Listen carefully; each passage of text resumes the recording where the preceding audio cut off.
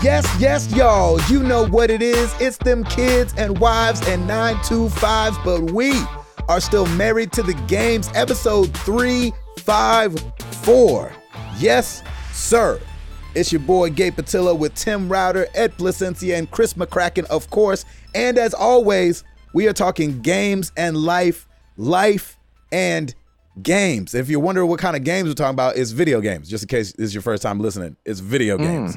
Just want you guys to know that. Oh, I thought this was a board game one. No. You're on the wrong podcast. I'm in the wrong one. Yes. Okay, yes. well, I'll see you guys later. That's Have a good day. Tabletop Hopscotch RS. episode? yeah. This is all about Double Dutch. Yeah. Thank you guys so much for being here. We appreciate it. Blah, blah, blah, blah, blah, blah, blah. Chris McCracken. Yes.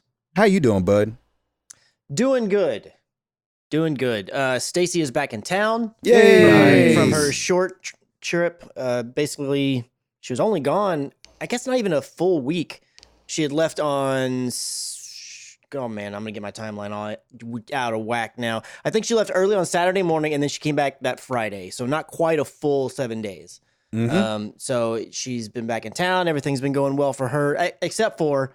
I guess I should say, I should back up a little bit. Things have been going well in terms of the project went well and gearing up and the post support that she's doing and getting ready for the next project that's going to be coming in August. So far, that has been going well. Yes. But she came down with some kind of sickness while she was in California and she brought it home. So she's she worked from home on Monday. She did go in for about half of the day on Tuesday, but mainly that was only because there's things that she had to do there that she could only do at work that she needs access to. And then today she works from home yet again. So she's not so ill that she can't even get anything done. She can, but she's probably not needing to be around people and just kind of take it easy kind of thing. So it's good and bad. And it's good that it was a short trip and she's back. It's bad that she's, a little bit under the weather, but also good again that it's not like something really hitting her super hard. She is going to go make a quick little doctor's visit tomorrow just to double check, see if there's anything that she can get to help boost her back to her old normal self faster than usual. But outside of that, it's been pretty good. Just hoping to get her on the mend pretty soon. At work, just finished up that project last week. Just been working on all the post-production stuff for that, getting that project all wrapped up. So outside of that, work-wise, everything's been pretty much straight and narrow, nothing kind of wacky or crazy. Yeah. There has been just more craziness in the storm front coming through here lately. Oh, wow. It's not been quite as bad as it was. I haven't lost power or anything like that, and it hasn't been quite as bad as it was in the previous weeks in terms of damage and things around the city. Yes. But definitely way more. I feel like usually it's in the spring. We get a lot of really crazy weather, and then maybe early summer, and then it kind of dies out. I usually feel like right around now, we're usually pretty much kind of past that all, and it's just maybe some thunderstorms here and there. So I don't know if it's going to be slowing down soon or what the deal is, but it's still getting a little crazy. It seems like every week there's at least 2 or 3 days where it's like, okay, get ready. There could be hail. There could be, there's strong thunderstorms. There could be a lot of wind. There could be tornadoes, blah, blah, blah, blah, blah. So we'll just keep batting down the hatches and make sure that everything stays the way that it should be. Yeah. On the game front, pretty much the things that I normally jump into in any given week, the Hearthstones and the Overwatches and the Apexes. But I have been playing a lot more of Far Cry New Dawn. Ooh, I had mentioned it last week, I think, that I had jumped in there finally. Mm-hmm. I'm going to walk my comments back a little bit. Okay. Maybe it was just the night and the weird opening was rendering weird on my PlayStation 4 or something like that. It has looked completely fine ever since I've played it since that time. Oh, good. So yeah, which I don't know what it is. It was something weird that night where there's a few things that were just popping up that were glitchy, and I just thought that might have been indicative of the whole game. It has not been up until this point. Fantastic. I don't know exactly how far I am. Should I not mention anything that could be potentially considered a spoiler? I think you know how to do it well. Yeah, exactly. So story-wise, I feel like I'm maybe about midway through. If you played Far Cry 5, there was a character, a very prominent character, all the way till the end of the game, and they've mentioned this character and said, you need to go see this character. Mm-hmm. Okay. So I am on my slow pathway as I go, hitting up the little diamond things and then the little outposts and liberating them on the way to New Eden to go see the person. Yeah, said character. So that's cool. I've unlocked, or I don't know if it's unlocked or found or freed, whatever it is, helped out each of the different characters that you can use as like your, you can use them as a hired hand, so to speak. Yeah. I think I have 2 more I need to get. And then there's something else I need to do. And then I can liberate the city. It's called Prosperity, I think is what it's called. I can level that up to level 3. And I think that's the last level that I need it to be at in order to unlock everything that I have access to in the game, I think. Yeah. That's awesome. So I just on my way to get to that area to see said character, I'm going to grab those other 2 guys and then do whatever other things I need to do. Because early on, I was like, well, it feels like Far Cry 5. Obviously, the setting's very similar. It looks different, but you can tell, you get the little bits and pieces like, oh, yes, the Hope County that, I recognized in Far Cry 5. Mm-hmm. I wasn't really enjoying the weapons all that much, but once I got to the tier 3 or the purple tier weapons, I was like, oh, okay, these are a lot better. Mhm. Yes. I'm a little bit different than Tim. I'm not really much for the Saw goofy blade? weapons, like the saw blades and the whatever the ones that have all the Oh, it's goofy great. stuff. I'm like, no, man, just give me the AK and give me the sniper rifle and give me the Love it. shotgun. I want the good the old faithfuls. That's I mean, they're good. fun to use every now and then, but I feel like when I'm in a firefight, man, I want to be able to reload quick and go. I don't want to know this. Yeah. And Yeah. then I'm just like, man, it's too much stress. I gotta get the job done. What was that? But I'm glad they're there, and I mean they're fun to dabble with occasionally. But 9 times out of 10, I'm going back to the old faithfuls that I have. I have this shotgun right now that has a big knife on the end of it, so I can stab people and fight them off that way. Very But nice. man, I can just at the moment where I am in the game, one shot almost everybody. And if they're a boss kind of guy or an ultra or whatever you would call them, it definitely takes more shots, but like I'm wasting through them now. Early on, I was like, I did one of those things. So one of the newer mechanics in New Dawn is that you can, when you liberate a camp, you can basically abandon it and the bad guy ends up taking it back over. It's called scavenge it, I think. Right. And then when you go back to that outpost, you can liberate it again, but it's going to be tougher. And I Yes. don't know if there's a limit to how many times you can do this process. It may be indefinite.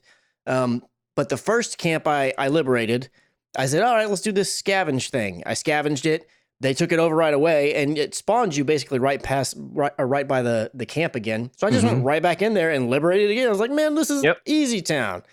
And then I went to the next one, liberated it, did the scavenger thing, and I could not beat the those guys at all. Those guys are hardcore, and I was like, oh my gosh, why was it so much easier on the other one? And this one's way harder. Like it didn't feel like gradual. It felt like way harder. Yeah, But once I unlocked these purple tier weapons, I was like, oh, now I can decimate them. And I'm assuming there's going to be outposts or whatever down the road where I'm going to need like the gold tier weapons and all that kinds of stuff. Right. yes, you will. Yeah, So, and yeah. you just go to 3 stars. Like once it's a 3-star, then you can move on. But you're right. I think it's an infinite loop. You can scavenge as many times as you want, but once you reach that 3rd star level, then it doesn't change anything. You're just basically doing it over and over again.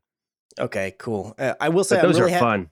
Yeah, they are. They've definitely been fun so far. I'm really happy with my character. He looks totally redneck and totally cool. I got this Hope County jersey, a That's baseball jersey on. hilarious. His camo pants and his camo shirt. My dude looks awesome. I really like my guy. And I'm having a lot of fun with it. I don't know if I like it. I still feel like I like 5 a little bit better. And I don't know if that's because of the post-apocalyptic side of it. Like maybe I just don't gravitate to that as much as I did the Montana.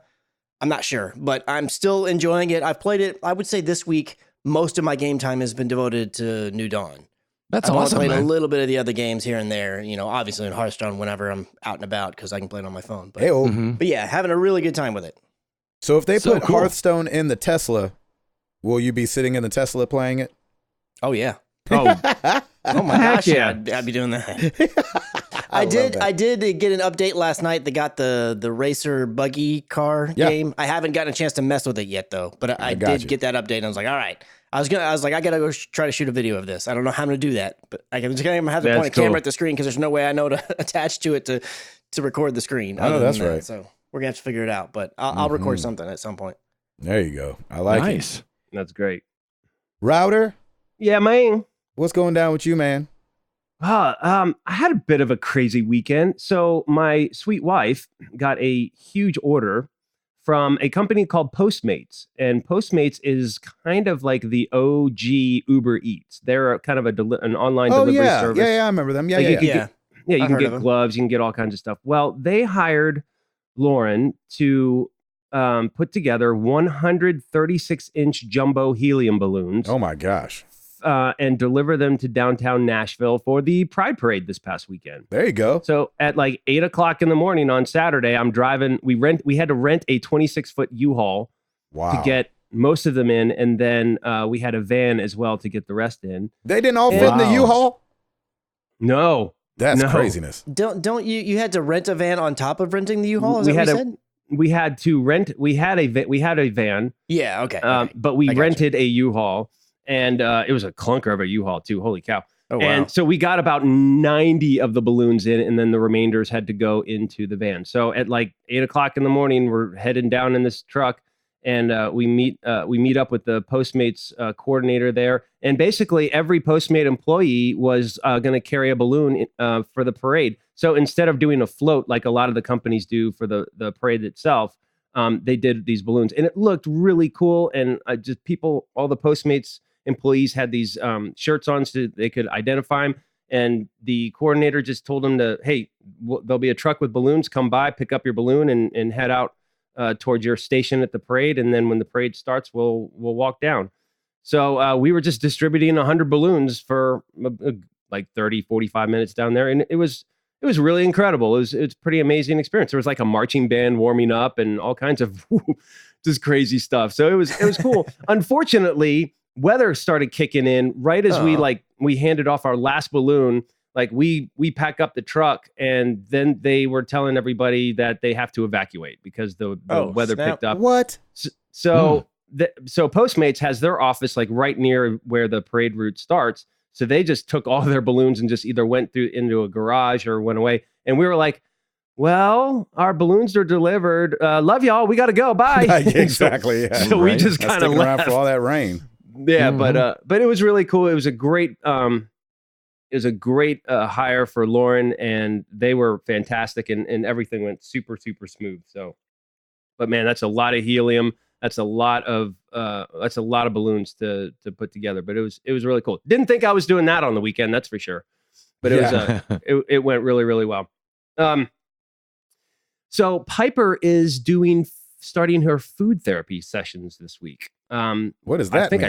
I think I told you guys this. On her 7-year checkup, her pediatrician was like, hey, she's not eating as many fruits and vegetables as she needs to. We've given her enough chance to try them out. So I've got a couple specialists that you can go to, and some food therapists. And so we had set up an evaluation last week, and she did amazing, actually. And it's this whole concept of food therapy. You know, I was like, at the start, I'm like, okay, whatever. But it's really fascinating because one of the first things they do is they check her jaw, they check her tongue movement, they make sure that like when she chews that she can chew properly. So there's a lot of science to it as far as, well, and more biology too, to it as far as, okay, why isn't she eating these things? And then she gets into kind of like the mental side of things. And so we had an evaluation last week. She's had her first session today. And, you know, it's not just like eat more vegetables.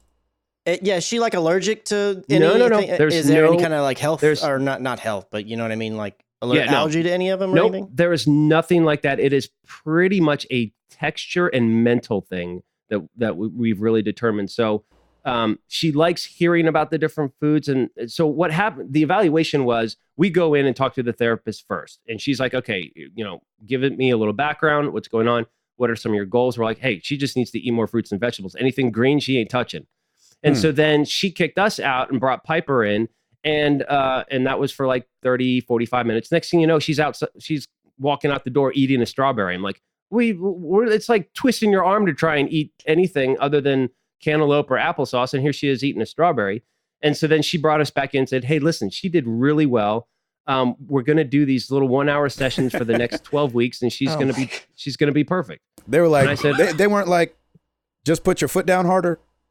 No, that's the thing. Like that. And that's kind of like the negative part of it. You're not leaving this room until you eat the strawberry. She's like, oh, exactly. Yeah, this is actually delicious. Exactly. Trust me. It's a constant battle all the time. But a lot of it is just very mental. And so like today she had a little piece of cucumber it's one of those things where before this, if you gave her a new food, and we always did, like we were never tried to be short order cooks. Like, hey, this is what we're eating. If you're gonna eat it, great. Yeah. And what she would do is she'd like take a nibble of something and then just immediately go to the trash can and spit it out, like not even giving it a chance to do anything. So that's when you got to start slipping the soap into the McDonald's. Exactly. There's a lot of behavioral things going on, and it's pretty fascinating. And the therapist is like, look, she's smart as a whip. Like she knows what's going on. So we're explaining more the sciences of each food, and like the more that she knows, okay, this grows from the ground, or this is from a tree, or like that kind of stuff. She gets more into it, and so it's like Lauren and I were looking at each other when our pediatrician first said food therapy. We were like, really? But I kind of understand it now. It's weird. Like it's hard to describe until you're actually in it, and this person's talking about your kid, and you're like, oh, okay, yeah, that kind of does make sense. Mm-hmm. So I'm glad we're hitting her. When early. She would like you were saying earlier, when she would eat something or whatever, and then she would go like spit it out. Did she say like, "Oh, it feels weird on my tongue"? Or, yes. Or was there? She would be that. And what we found out is that she is what's called a pocketer. So what she'll do is she'll chew food, and then store it in like a side pocket, like a chipmunk. Yeah, I was hoping she put her broccoli in her pocket. Exactly. So I'm gonna eat these carrots later. So part of the mental process is that if she keeps it in there for too long, with any food, it gets mushy. It's disgusting. The flavor's gone, but she just kind of keeps it in there as she's still talking to you, and it sounds as if she doesn't have anything in her mouth. And she said she's really good at that, which is pretty interesting. So we're trying to get her to chew for a little bit until kind of the texture is swallowable and the taste is starting to fade, and then immediately swallow. So there's all kinds of weird little things that you don't necessarily think of that we're thinking of now. And but it's going really well, and it's and I'm proud of her. She's kind of expanding her horizons a little bit, which is good. So yeah, Pride parades and food therapy has pretty much been my week, which is pretty amazing. Wow. On the gaming front, man, Spider-Man 45% completed right now. I'm at level 20 and just loving it. I'm starting for those trophy hunters now. Like now that things are starting to open up a little bit more, I've still got quite a few hidden trophies. So as I go on with the main mission, I will open that up and just see what I can do. And it's just been fantastic. And continuing to play some Overwatch. Got to play some Overwatch with Lem the other day. That was a lot of fun. Been experimenting a little bit with Reaper now. I'm starting to expand a little bit more. So I was focused on Soldier. Now I'm doing Reaper. I'm kind of dabbling now in McCree and Roadhog. Oh, McCree. So, nice. Yeah, McCree, I'm like, nah, not so much. But yeah, he's tough. Yeah, he's a little higher skill character. It is, exactly. But it's good, like, for me just to practice my aiming. And it's just like you watch all these videos and half these guys are on mouse and keyboard, and I can't. And like trying to aim on a console controller, it just feels weird. It's for me, it feels really hard to do. So I'm playing with sensitivities and that kind of stuff. But having some good success with Reaper though, I must say, because you can get in close and he does a ton of damage. So. What specifically is you finding to be the struggle with the aim part? Is it more about like because you're often trying to fine tune, or is it just I'm trying to turning around like 360 to get or 180? No, it's a little with that, but with McCree, like it's like I want to get those headshots, and so like I'm trying to shoot and strafe and just I'm trying to figure out what's the most comfortable for me when it comes to aiming and dodging these other people when you get more into close quarters. Because with Reaper and McCree, you kind of have to be. Soldier, I can sit back a little bit more and shoot and do my thing. But I wanted to test some of these characters just to see, because they're more up close heroes, I should say.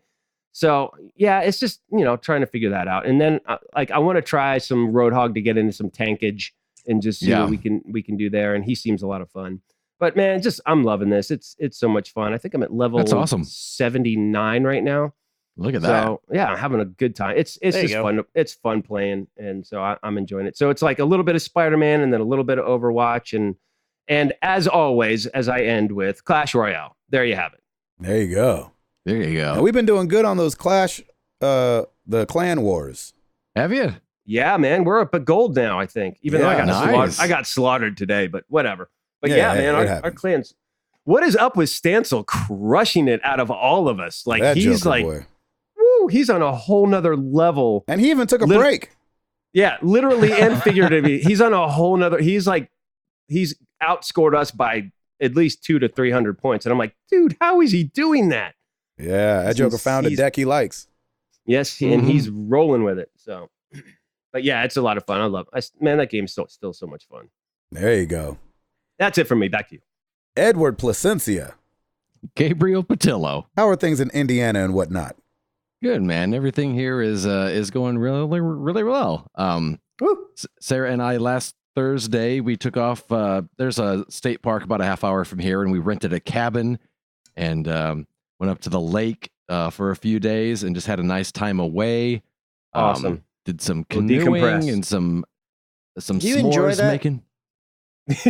Yeah, I really did. I read. I got like 400 pages of Harry Potter under my belt while we were up there. Yeah, dude. There you go. On audiobook or like regular? Just regular. Yeah. Wait, are you a hardcover guy or a softcover guy? These are softcover. Yeah. Oh, nice. Yeah. Paperback. Paperback. Yes. Yes. Paperback, as the known in the streets as soft covers. Soft covers. That's right. That's right. The Urban Dictionary says soft cover. Yeah. Stop with your ebonics already, there, Tim Router. I'm sorry. I'm being a little too ghetto today. I'm getting a little too ghetto. What's that? Velvet? It's beautiful. I like my digital projection back. It was nice. We got up there Thursday, Friday night. Sarah, we brought up a card game that we like called Phase 10, and we were playing that. Sarah loves that game. Just the two of you? Just the two of us. Yeah, Yeah, that's adorable. I haven't played that game in forever. I used to play that game. Yeah. We used to play it quite a bit. We'd go to the coffee shop and play it, and it probably moves a lot faster with just two people, right? Yeah, it really does. I saw a group of people playing the other day when we were on the cruise. It was like 6 people playing, and they were like, "Which phase are we on?" I was like, "That's exactly why I don't play this game." We're sitting there, and I'm dealt and everything, and we're looking at our cards and getting them sorted. And Sarah looks at me and she says, "I miss our game," and I'm like, "We are playing a game right now." And she goes, "No. Our shooting game. I miss Borderlands." Oh, what a woman. Wow, that's amazing. And it was just like, you were so proud, weren't you? Taking a quote from Gabe. You trying to get pregnant up in here? Yeah, buddy. Get pregnant. Get pregnant up in here? That's amazing. That's awesome. So way to go, Ed. We ended up coming home a day early. Nice. To play some shooty shoot game. And we played Borderlands all day Saturday. I love that. That is incredible. Incredible. It was so much fun. We got the end credits, and as many times as I've started that game, I didn't remember the ending at all. I don't think I've ever finished that one before. Oh, wow. Yeah, it was fun. I don't remember it either, actually. We had a great time. It's the Game of the Year edition, so it comes with all of the DLC. So we're going to start in on that before we start in on the next game. So that was a lot of fun. We had a good time being away, but it was nice to be back. It was just kind of a nice way to recognize, you know what, being home is really nice too. Like we didn't really feel the need to get away from anything. It was just, so we kind of had a moment of recognition and just appreciation of how nice things are. That's awesome. Fantastic, man. Yeah, well done, man. Well done. It was really cool. What a great realization. Yeah. I think that's something people don't realize enough. Yeah, definitely. Mm-hmm. I was very honored. This week was the episode 2 of Sean Capri's new podcast, The Gamercast. That's right. I was on episode 2 as well as episode 1. So far, it's just Are you cheating on us, man? What's I know, up with great. that? So does that mean that you're about to be with Sean Capri and Ed Placencia? I know, it was really weird to see him promo his next episode. It's like, hey, we got a great guy. And I'm like, oh, it's not me? Okay, whatever, Sean. All right, whatever. Ed's got a podcast side chick now. Great. That's right. It's always really fun to hang out with Sean. And the new one is once a month. Is that right? I think once a month is what he's aiming for. Gotcha. Yeah. Like the other guy said, been playing some Overwatch, got all of my sprays and the epic skin for Batiste's reunion challenge. As far as recording this goes, tomorrow, the new Zenyatta skin, that octopus skin comes yeah, out. it looks cool. Ooh, I can't wait to get that. I don't even play Zenyatta, but I might with this skin. This is a nice looking skin. Oh, I love that. Yes. Yeah. Always reinventing themselves. I love it. I know. It's so cool. And they kind of partnered up with Jonak from the Overwatch League and kind of got his input. What's his favorite animal? Octopus. And it was just kind of cool how it all came about. That's really cool. They dropped a new Spider-Man VR experience. What? They to have promote, one. Far From Home. Yes. Yeah. They've got one already that promoted the last Spider-Man movie. And it was a really short VR experience, but we always thought it was really, really cool. So we grabbed this new one, and you can actually swing around and what have you, but the graphics are so bad. Oh no! I was just like, I'm not going to tell anyone about this. Like, I'm not gonna. Man! Like when people come over to try the VR, I will let them play the first Spider-Man experience. But is there any sick? I know that Sarah can be. Sarah can be a little wobbly with that stuff, kind of like I got with Blood and Truth. Did she feel any of that on this one? She didn't even try it. She didn't even try wow. it. That You're really not telling anybody. Yeah. we went right to Beat Saber. Not even your own household. Nice. Gotcha. Like, we'd rather hear Imagine Dragons for the rest of the night. I know that's right. So that was a little disappointing, but I mean, it's free. So if you've got VR, download it and try it. You don't lose anything. Okay. I picked up last night. I picked up Crash Team Racing CTR. Yeah, Crash Bandicoot. Crash Bandicoot, and I know nothing about. I've never played a Crash Bandicoot game. I've watched it played. I played a little bit of it in Uncharted 4, and that's my extent. Hilarious. That's really funny. The extent of your playing is an Uncharted 4. That's exactly. Yeah, I did not have quite the feels everybody else did. Yeah, exactly. Section of the game. Yeah. But it's just I've been seeing promos for it, and we love Mario Kart. We have friends over, we play Mario Kart. Some of our joysticks are going bad, and as seldom as we pull the Wii U out, I didn't want to have to go buy new joysticks and Wii remotes and what have you. So I was kind of asking around, hey, how is this Crash Team Racing? Is it fun? What's it like? And people kind of said, hey, the drifting is really tricky to get down. Some people were like, don't get this, Ed. You won't like it. You'll hate it. Oh, really? That's the best way to like something, isn't it? That's right. Exactly. When people tell you that you're going to hate it. Right. And even with Mario Kart, a lot of our friends who would come over, they would say, I don't want to drift. Like they didn't want to, they aren't gamers. So it's like, I just want to do normal. Yeah. And so I picked it up yesterday and I was like, I'm going to give this a shot because I love drifting and it's tricky. It's hard. It's different. I had to use the alternate control setup. But it's definitely drivable if you don't drift. If you're doing couch co-op, everyone will be on the same level as far as how do you drift. It is tricky to get I finally tonight got the hang of it. It's very tough if you do like the single player kind of story mode to unlock everything. It's quite tough, but I really like it a lot. It's a lot of fun. Yeah. Oh, good. Even in the ads for it, it looks like a Mario Kart clone, Yes. It's a racing game. But I've really enjoyed it. And so I'm looking forward to having people over and trying it out to see what everybody else thinks. We tried a Sonic one on the 360 and it didn't really stick with anyone. So we'll see how this one does compared to Mario Kart. There you go. And then finally, I've been spending a lot of time with Harry Potter Wizards Unite on my phone. Yes, and nice. It is, if you played Pokemon Go, it's basically the same thing. Okay. It is, on my phone at least, it's the same battery suck that Pokemon Go was. That's right. Yep. It is a little, it's a lot more, hey, if you pay $1, you can get this. Oh, really? Yeah, sure. They cap things off at a lot lower rate than they did for Pokemon Go. And so instead of Pokeballs, they have what's called energy. And because they call it energy, you think that it would replenish after time, and it doesn't. So that it's kind of weird to get the hang of.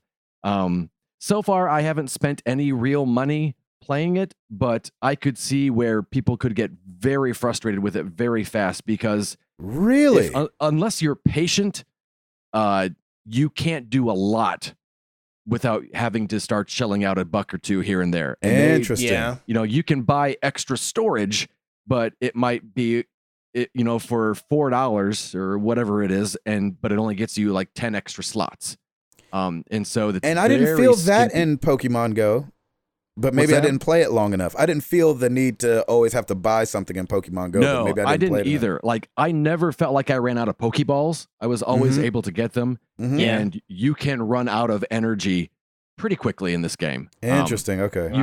You can earn it back very incrementally. But that being said, I've played it a lot. I've always got my phone next to me. I'm always checking to make sure that there's not anything lurking around the yard or whatever. But I really like it. It's a lot of fun. It's a lot more, the AR is really well done. They introduced some really cool AR concepts that they didn't have in Pokemon. And so it's a fun game. Again, it's a free to download on your mobile, so you can try it out.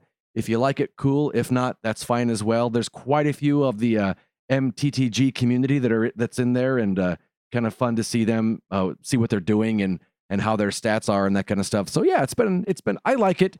I just am really being careful of not spending any money because I'm not going to spend any money. Yeah. So I have a question for you, because I saw it and I was feeling the same way. I was like, all right, I want to get in on this. And then I heard that it's capturing things again. And I felt like they missed a great opportunity to just battle things. Yeah. Like, because I feel like that could have been the difference maker between Pokemon Go and this game. Is this like, hey, you're battling wraiths or you're, whatever they're called. Right. And you're, leveling up, almost RPG style instead of like capturing stuff. I was like, that it seems like the number one thing they should have stayed away from was capturing things. Yeah. And it's not capturing things so much. It's like, hey, this monster is trying to steal this thing. Zap him. So it's like it's basically the same thing as capturing. You kind of have to trace a wand movement on your phone, and how good you trace it is how powerful the wand spell thing is. And it makes him run away, and then you can return what was stolen to Hogwarts. There are quite a few things that you can battle when you're out there, just depending on where you are. The closer I get, I have to walk a few blocks to get to, instead of a gym, it's called an inn. And the closer I get to an inn, the more things start to attack me and I have to fight them. Here at the house, it's mostly just quote unquote capturing things. Every once in a while, I'll have to battle something. Interesting. Okay. But I definitely haven't seen anyone else playing it like I did with Pokemon Go. Right. And I was going to ask you too, how's the look down on it? Because it felt like when Pokemon Go was at its peak, we actually all got to be hanging out. It feels like when Stancil and Gil and everybody, I think that was episode 200 that everybody was in town for, and Pokemon Go was going crazy, and you just saw the streets and everybody's just looking down. So obviously you're not seeing that, but like as you're playing it, do you feel the need to like, ooh, let me walk around this corner because this thing's over here? Do you not see them on the map as much as you did with the Pokemon Go stuff? Yeah, it's kind of the same. Like, I know that a couple blocks down, there's a Catholic church that's a big hot spot. I'd like to walk downtown to the courthouse and see if I would assume that's where I would see, if I'm going to see people here in this little town, that's where I'm going to see them. Gotcha. But yeah, it's definitely encouraged me to walk the dog more. Nice. It's a nice excuse to go walk the dog. Like, let's go find some stuff. Yeah, exactly. Now that you have a pet that needs walking. Exactly. And so I'm not just some nearly 50-year-old guy walking around playing Harry Potter. I'm walking my dog here.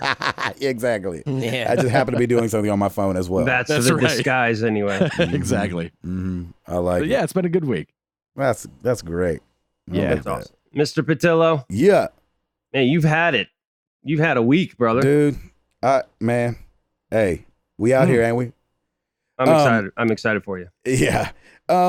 Finished up the shows. I talked to you guys before hitting up Ohio last week. Got to do like a mini, I forget which one you guys called it, like a mini 350 meetup with a bunch of people. Right. It was awesome. I would start to name everybody, but I'm going to forget somebody. So I'm not going to name anybody. I'm going to just say that we met up in Ohio at Kings Island. We rode roller coasters together. I got to meet people's kids and wives that I had not met before. I will mention that I got to meet Mr. Ham Sandwich all the way from Brazil. And so that was great to meet him in person. And Ryan, you hadn't met before? No, hadn't met him before. Okay. Hadn't met Ryan before, who's new to the community. And so that was a really, really cool time just to hang out and talk and talk a little bit about video games, but then just talk about life and what's going on with people and talk to Lucas about just his missions work and all the things that he's doing, raising money, about going back and his family going back early to start school and everything like that. So it was really cool. It was a really sweet time to get together and hang out. Yeah. Good hang time. Yeah. Awesome. And it was like a little mini, 1/4 of Married to the Games meeting up with the Good Morning Guys crew. And so that was really cool. They had just done I don't know if it's their first one, but they'd done a live episode the night before and had a couple people in the room with them. And so, it was just a really cool time to get to hang out. That's awesome. Yeah, it was really cool. And then, so we just ran out and did 2 shows really quick and then came back home, and boy, oh boy, coming back home has been something else. We joke about on the road sometimes is like, yes, this is work, but home is really work. And so, we got the house painted while I was gone, this last week. You did. Yeah. And, listen, I love it. It's great. It's amazing. We feel a little out of place because nobody else around us has a painted house, and so oh really? Yeah, and so we kind of feel like we're the odd men out, but our neighbors like it, so that was kind of important to us that the neighbors on each side of us liked it. We have an older couple on one side and older than us, but not an older couple on the other side, and so the oldest couple we kind of started with like, what do you guys think? Are you guys okay with this? And the lady, her name's Miss Daphne. Because we can't do anything about it now. We can't, but we didn't want to be those neighbors that did something crazy that our neighbors hated. And so she goes, you know what? It's actually really growing on me, and I think it looks really nice. And we're like, yes. And then the husband, who is very just like, like if somebody told me he was an Army guy, I wouldn't be surprised. He's just like, you don't really ever see him smiling. He loves golfing, and you just kind of see him like working in his yard and like mumbling around, but he's not the warmest guy in the world. Yeah. But he drove up today and actually rolled his window down, gave us a thumbs up, and goes, "Looks good, guys. Look good." And I was like, "No." And so he got in the house, and Jenny looked over, and she was like, "Making inroads." Yeah, we looks good from Barry. And so anytime that I get to experience anything golf, I go straight to him and talk to him about it because I love having something to talk to people about. Yeah. That's actually how I started riding motorcycles. There was a guy on the road with us that was kind of an outlier, but like everybody liked him fine, but he wasn't the nicest guy either. And so he was really into motorcycles. And I was like, you know what? I'm going to get into motorcycles because he's into motorcycles. And so it's just kind of my personality to try to want to relate with everyone. And so it was good that we got the little thumbs up from Barry next door. That's awesome. Yeah. Oh, thank you. Besides that though, man, it's just been like, we had them paint the house, but they didn't paint the shed, and so I had to finish up painting the shed. And we bought like a airless sprayer, and just all kind of stuff we'd never done before. And so it's been good. It's just been so much work because you can't just paint the house. You got to paint the house, then you got to like do your beds out front because you don't want these crazy weed-ridden flower beds against this newly painted house. So Jenny's got me out there. I was like, why did you take your beds out front? I don't understand. Yeah, sorry. Now I'm following you. Yes. So we were picking weeds all day today and spraying and laying down, stuff so they don't come back, or you hope they don't. So we've been working hard over here, man. It's been crazy. Yeah, man. Been playing anytime I get a second. Been playing Dead Cells because I've really started liking that game. And I don't think you beat Dead Cells, but you can. I think you can, but you can get the credits to roll. And so it's kind of one of those games like even if you beat it, you still got to go back and do more. And they're like, well, if you beat it 4 times, you get this. If you beat it 5 times, you get this. It's kind of one of those games. And so I did get the credits to roll, so I did feel really good about that because the game is difficult. Yeah. So I was like, yeah, I beat the last guy. And so that was fun. And so I've got like kind of the thing I'm trying to do down. But what's hard about it is if you want to progress in the game, you have to play it now on hard. The game's already hard. Yeah. And so hard has been whooping my tail Oh my gosh, it's been whooping to where I'm like, like to where I have to take a break. You know what I'm saying? Where you're like, I gotta take a break. You know what? Where you just kind of like toss down the Switch and you're like, whatever, man. Yeah. But speaking of the Switch and Nintendo, we did lose a pretty popular streamer this week, Etika. And so it's been hard. It's been all over the news. If you're into gaming news at all, or if you're on Twitter and you kind of see what's going on, not we all, but like those of us that kind of pay attention to that kind of thing, he kind of went missing a couple days ago, and people were like hoping for the best, but kind of like, I had a bunch of darkness kind of around it, and you're like, oh man, they found his stuff, but they still haven't found him, and then they finally found him, and and confirmed it was him, and all this stuff. So I don't know anything about his family situation. The only reason I bring it up is because I remember watching Etika back when the Switch was about to come out. He was a big Nintendo guy, and he did this prank video where he acted like he got a Switch, like I forget if it was like a week or two before everybody else. And he's in this video like getting his hair like cornrowed or something like that, and he's like, I got the Switch, y'all, and he kind of shows it, and the girl that's there is like, oh my gosh, they're gonna kill you, blah blah blah blah blah. He's like, yeah, Joy-Con boys up in here, and so he's like freaking out. And I remember watching this video being like, holy crap, how this guy get a Switch, before everybody else. And then he, I think in the description, had tagged a video, and maybe this was after it kind of settled down, of this company that had 3D printed and tried to make a Switch like 1-to-1 as to what we had seen so far. Wow.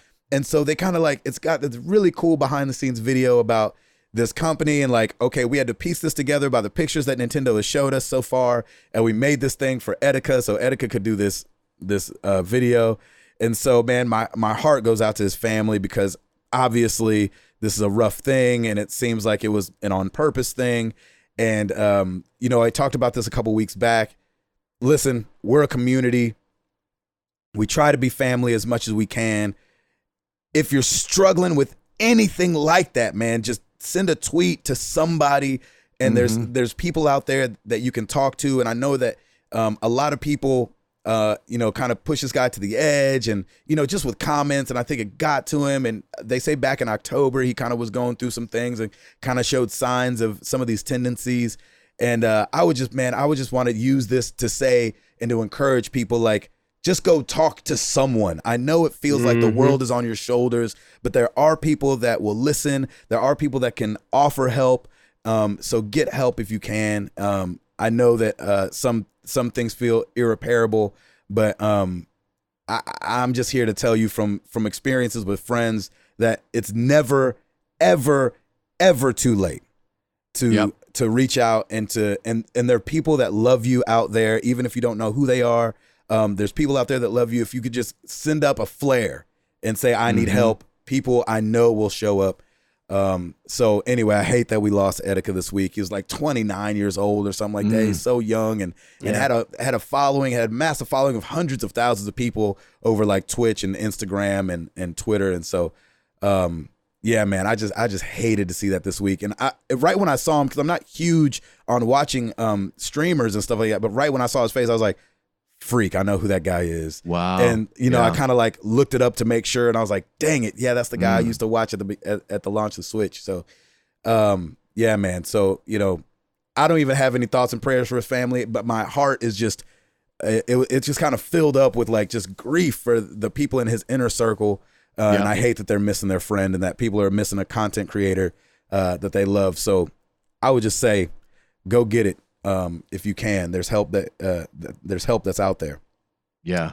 Other than that, man, we're keeping it moving around here, man. We're trying to stay positive. Summer is hard with these kids. Trying to find something for them to do every day, man. Doggone it. And so, especially with, being around the corner for Remy to be going to school with Amara, and we're just trying to figure out what that's going to look like. And so we'll see what all goes on for the rest of the summer, but woof, we've been busy, and it's been hot and then storming, then hot, then storming, then hot, then storming. So try to get anything done. Every time it hits Chris, it feels like you just wait a day and it's gonna hit us. And so exactly. Yeah, it's been nuts, but we making it through, baby. We making it through. And also My wife said this week, she goes, man, you should bring the PlayStation back in and start up Spider-Man for the kids. And I was like, dude, what? Because the kids, for some reason, been asking for Spider-Man. You're trying to get pregnant. Yeah, exactly. Yeah, I wouldn't even say that to her no more. I'm like, we got 3 kids. Oh, you trying to get a Coach purse? So there you go. You need to change your phrase up. Yeah, I'm gonna change it up for sure. And so it was just cool that she saw their love for it. Chicken nuggets. Yeah, exactly. Something no benefit. I need to stay cheap. Yeah, exactly. Yeah, exactly. we can just do that. Chicken nuggets. You try to get a pizza. So that's funny, Chris. And I gotta brag on my boy Chris, man. Just right before the podcast, he hit me up and he was like, hey, you gonna be on Apex at all tonight before the show? And I was like, yeah, I could probably make my way out there. And so he was like, Spencer Stapleton's still trying to get that W in Apex because he hasn't got one yet. You know, he just started. He's not been playing for that long. And I was like, oh, okay, yeah. So I jump in, and you guys had already been grouped up. Had you guys already played a couple games? We had played one, I think. Okay, so we had time for two more games before the show. And I had said to Spencer, I was like, all right, man, let's lock this down and let Chris drag us across the finish line to get a win. And we, die and all this, and we start one more up right before the show. And like I was Miss Cleo herself. It gets down to like the final 2 squads or final 3 squads, including us. And we're, battling it out. I think Spence takes down somebody and then gets killed. And then I take down somebody and then get killed. There's 2 people left that Chris has got to kill him by himself. Chris is jumping, dodging, reloading, shielding up. And he takes the last 2 people down and got the freaking W for Spencer. Spencer's first W. I was trying so hard. I'm so glad. Not today. This is going to happen. You're not beating me today. Yeah. I hadn't tried that hard in so long. Like, Chris got I try quiet. hard in the game every time, but I was like, I saved the little clip, and I am just dead silent. I'm just focused. Yeah. That's amazing. And he got it done, man. It was freaking awesome. So hat off to Chris McCracken for pulling off the W by himself. Versus 2 enemies. So I'm so glad because I know Spence was looking for someone to play today, and so I'm so glad that he was able to work out like that. That's so cool. It was a lot of fun. And it was nice. Glad it worked out too. Yeah, right when we finished, it was like, oh, we got the win. I was like, yeah, let's go, Chris. Headshots all day, baby. And then he's like, well, with that note, let's go do the podcast. So it was perfect. That's a good way. Perfect time. It would have been a heartbreaker because you're used to losing in Apex. But, you would have been bummed to like get in there and get a couple games in and not get the W. But right before the podcast, man, Chris freaking McCracken. That's awesome. Yeah, pulled it out. Kale and I played with Spencer last week sometime, I think it was. And we played for about an hour and a half, maybe something like that. And we had, I think it was something like 3 or 4 either third or second place finishes. And so I even had more of it on. I was like, man, we're going to make this happen.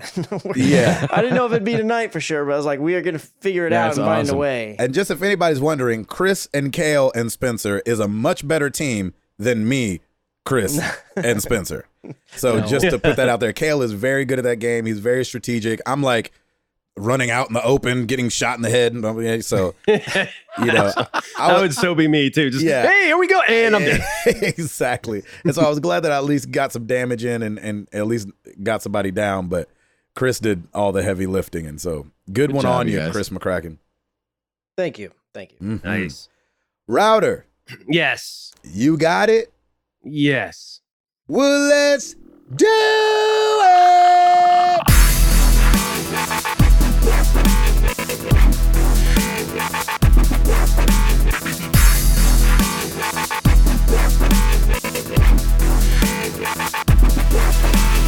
All right, we got a slew of new releases, half of which I haven't heard of, but here we go. Bloodstained, Ritual of the Night for the Switch. Devil May Cry for the Switch. Hitman 2 New York expansion for the PC, PS4, Xbox One. I got to get back to that game, man. Doggone it. I love that. Monster Jam Steel Titans for the PC, PS4, and Xbox One. Mutant Year Zero Road to Eden for the PC, PS4, Xbox One, and Switch. All right. Samurai Showdown for the PS4 and Xbox One. Battlefield 5 Chapter 4 Defying the Odds DLC for the PC, PS4, and Xbox One. Nice. The Sinking City for the PC, PS4, Xbox One. Get your bicycles out. Tour de France 2019 for the PS4, Xbox One. I know everyone's thrilled for that one. What do you do in that game? Juice up, baby. I was about to say, hey, yo. juice up and wear a yellow wristband. That's right. And then throw it on the ground. I threw it on the... Anyway. Did I mention I met those guys? Speaking of throwing yes, you didn't mention it last week. I was so surprised. I mean, I was like, well, Gabe's got proof that he was on a boat. Yeah, he was on a boat. I know. I met the Lonely Island guys. It was so crazy. Oh, so that's jealous. Amazing. Yeah, that was ridiculous. They were so kind. Oh my gosh, it's so funny. That's so cool. Virtua Racing for the Switch, Wonder Boy Monsterland for the Switch, F1 2019 for the PC, PS4, and Xbox One, and Super Mario Maker 2 for the Switch, June 28th. There you have it, Friday. Oh, yeah. I totally forgot that was coming around. Lord. That's it for me. Back to you, gentlemen. Chris McCracken. Yes, Gabriel Patillo. Robert Darrell Good Jr. Robert Darrell Good Jr. I like this is a random shout out. Yeah, no. All right, so EA. Yeah, they got a lot going on. Oh, yeah. They're sure. You know, it's like one step forward, two steps back with these people. Yeah. So 2 steps forward on one of these stories. Yeah.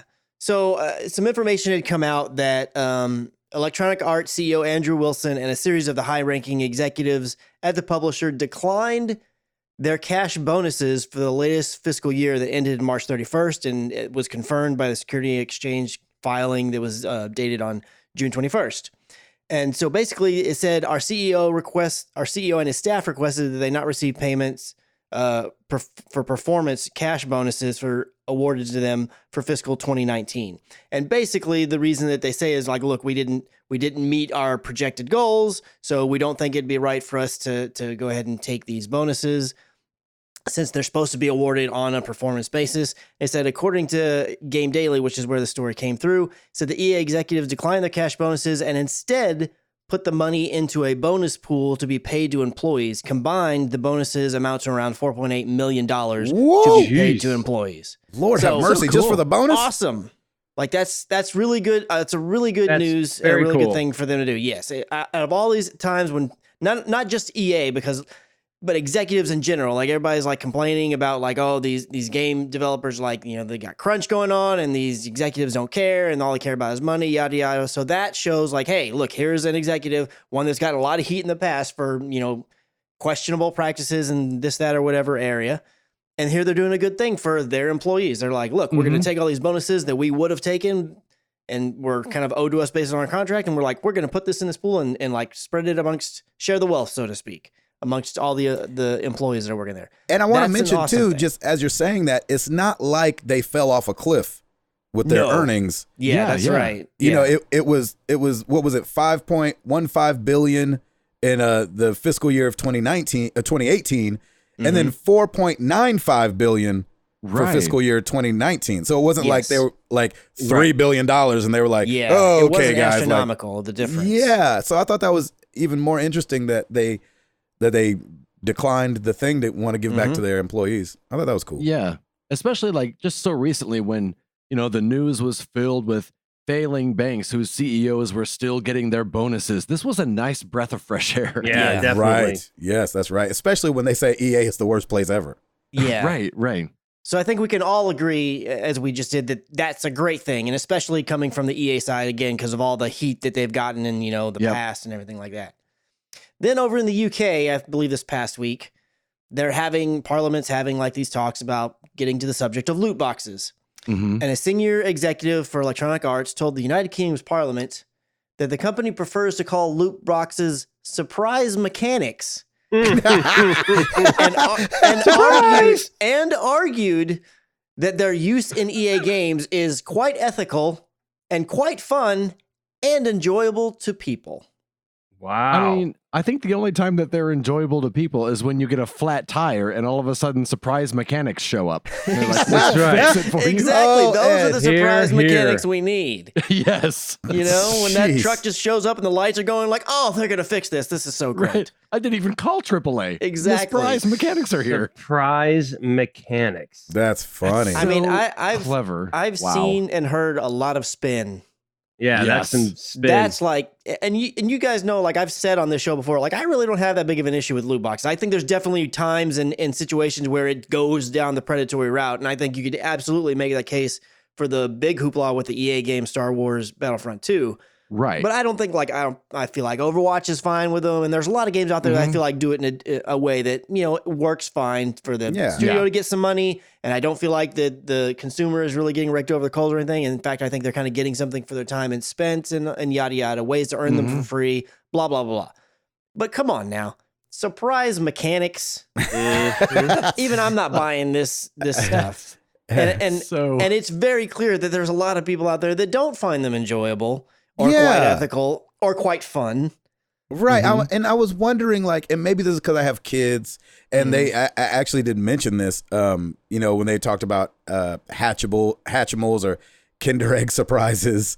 Like, my daughter buys things all the time that are little, like, $1 to $2 things that are a bag that you have no idea what's inside. And essentially, they're loot boxes.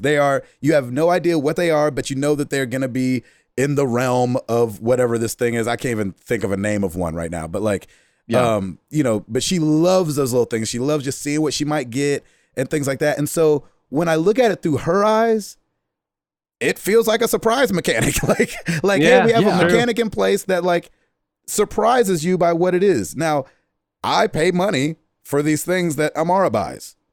Just like people pay money for these things that they, and we've talked about it before on the podcast. If it's going to be something where it's pay to win, like where the loot box is going to hold something where it's like a super strong gun that only 7% of the people are going to get, then like that's a little crappy. Like I don't like that at all. Absolutely. But Apex, like you said, free game. You could buy loot boxes if you'd like to. I think Hearthstone is probably the same way, where you can buy some of those things that you can open up. I forget what they are now. Card packs? Yeah, card packs. You have no idea what's in there. You know what I'm saying? You're hoping, But so I understand how they've made the correlation between loot boxes and gambling. I understand it. But it just doesn't seem like the money exchange is big enough for me to consider it true gambling. So if I buy a thing for Amara that's $1.50 or $1 or $2, I just don't feel like it's that big a gamble. Right. That So makes sense. I understand him trying to spin it, just like, we had the Democratic debate on today. Yeah. And, you talk about spin. Woo-wee. Yeah. Them jokers will spin some stuff like, hey, what will you do with this water? It's like, can I talk to you about airplanes? And you're like, airplanes? We're talking about water. Exactly. And so we need to talk about airplanes. Yeah, exactly. And so, I've never spent money on loot box. And so I've never put my hopes and dreams in what I might get out of a loot box. And so maybe if I've spent $150 trying to get, something out of a game that I'm not getting, that would be frustrating. But like, they're not forcing my hand. I've never paid for anything like that. I've never spent any money in Clash Royale. They have their treasure chests, which you have to click on. They take 4 hours or 8 hours or 12 hours to open, or you could pay to open them up quicker. And I just never spent any money on it. And so it doesn't, it doesn't feel that weird to me. I don't know. I feel like most of the ones that do loot boxes right have a fairly generous system with which you can earn the loot boxes freely. Yeah, like Right, Apex. Yeah. Which is EA, right? Yeah, but Apex actually is one of the places that needs to. You could earn them for free, but you only earn them up to a point, and then you don't earn them anymore. The only way to get them after that is either to buy the battle pass, or you can purchase them. You're saying you just get the in-game currency after a little bit. Yeah, and the only in-game currency that you earn is the one that can unlock legends as they become available. You don't earn currency with which you can then buy loot boxes with that currency. Yes, but you can buy like out-and-out skins for guns and things like that. You can if you've earned the currency out of the few loot boxes that you actually get. The only way to get that stuff that you can then craft what are used to purchase a skin for a gun or a character. No, I saw a gun tonight that you could spend 6,500, whatever the in-game currency is to get. There was like 1 day left on it tonight. So the way that inside the store, everything that you purchase inside of that store costs 1,600 of the tokens. The only way to get the tokens is through either loot boxes, or when you do the battle pass, you earn so many tokens every like 10 levels or something like that. Oh, I thought okay. Now there's a tier where there's each inside of the store, there's a weapon, and then there's another weapon, and there's a skin. And if you have that skin, you can purchase an alternate version of that skin with legendary tokens, but you have to first own the first one. So you either have to pay real money to have that, or you had to have gotten it to drop, or you had to have earned enough material to craft it. Well, that's confusing. Yeah, it is. Theirs is one of the systems that could definitely use some work. It's not predatory, I don't think, but it definitely is like, man, you can't hardly earn any of this stuff. But in Hearthstone, you're earning gold all the time. With it's only 100 to buy a pack, and you can earn 100 in a day easy. Oh, then in Overwatch, like you earn a loot box, or one loot box with 4 things inside of it every time you level up, and you just play for a couple of hours, you're probably gonna level up once, maybe twice. So do you think because of the Star Wars thing, that's why EA gets picked on the most for this kind of thing? Yeah, because theirs was crazy egregious. Not only were they super expensive from what I remember, but more specifically than that, they were absolutely pay to win. Like you buy these loot boxes, you'll absolutely have the ability to get things that will make you better and put you ahead above the competition. Everyone else. That's right there. Yeah. And if you don't do that, there was either you have to grind really, really, really long time to get to the same level just by playing the game. So here's the question. Do you not get a little bit of, and I know first impressions are the most important, but we do know that they did try to go back and fix that. Have they gotten any credit for trying to fix that, or are you saying even with the fix, it's still ridiculous? No, I mean, I don't know from firsthand, because even though I owned Battlefront, I never played any of the multiplayer because the whole hoopla kind of just turned me off from it, and I had other games I was playing at the time. Sure. So I don't remember specifically. My understanding is that they definitely did fix it, and they took out all the pay to win stuff, made it to where like you couldn't earn stuff that you could only earn that way by getting the loot box of some sort. They definitely made it better, but I feel like at that point people had already left the game, and it was more like the damage is done. Doesn't matter what you did now, kind of thing. First impressions, baby. Yeah. Yep. Huh. Interesting. I will say, as we're talking about this, I do have a little bit of guilt for Clash Royale, because they've provided me like 2 years of just glorious entertainment, and maybe I should throw a few bucks their way just because of that, just to kind of for that sustainability. Yeah. But they do make it easy. Like I can just keep playing the game, and I think that's what they want you to do, is keep playing the game so I can get those treasure chests open after a few hours, and I'm fine doing that. But it's like the same thing with Hearthstone. I think I did end up buying at least some pack in Hearthstone, because I've been playing that game for years too. And so there's a part of me that kind of has this little guilty, maybe I should throw just a few bucks their way. I mean, it's not that big of a deal, but I think it's a little bit different in that they're not forcing your hand, or I'm not getting anything like uber exclusive because of that. And so that's what I like. Like with Hearthstone, you're going to get packs, and you're going to get a good mix of different cards. And some might be better than others, or some might be the ones that you play more of, but you can always craft those later on as well too. So they give you options, despite if you didn't get the right cards you wanted, and they don't exclude you from that too. So yeah, I mean, it's a weird thing. I was actually the opposite of you, Tim, because I felt guilty because I did buy Overwatch loot boxes. And I was like, oh man, I can't believe I did that. I feel so interesting. Guilty. And then Stancil, I was talking to him about it, and he said, well, you know what? Every once in a while, I'll buy some just to throw the developers some money and say, as a way of saying thanks. And I was like, oh yeah, I guess that is a nice way to say thanks. Yeah, so. I've absolutely bought card packs in Hearthstone, and I've bought loot boxes. I don't think I've only ever bought loot boxes in Overwatch once. But it wasn't because I felt guilty or bad one way or the other. I kind of in the same way. Now Overwatch is a little bit different because I did pay $60 for that game. However, unlike many other games, I've never had to pay for any other piece of content that comes away. Anytime there's a new map, anytime there's a new story mode, anytime there's a new character, I get all of that. So I have no problem throwing them a little bit of money. And then with Hearthstone, kind of like Tim was saying, the first couple of times that I bought card pack from them, I'm like, man, I have not paid a cent to this game. up to that point, and it's like, and I've had tons of fun. I got no problem paying, some money towards it. Exactly. And it'll help me out, it'll help them out, no big deal. So yeah, it's I don't think there's any problem with spending money. Obviously, for the people who can control that kind of urge and everything, there's some people that obviously have problems with those types of things, which is where it gets more into the correlation of the gambling kind of.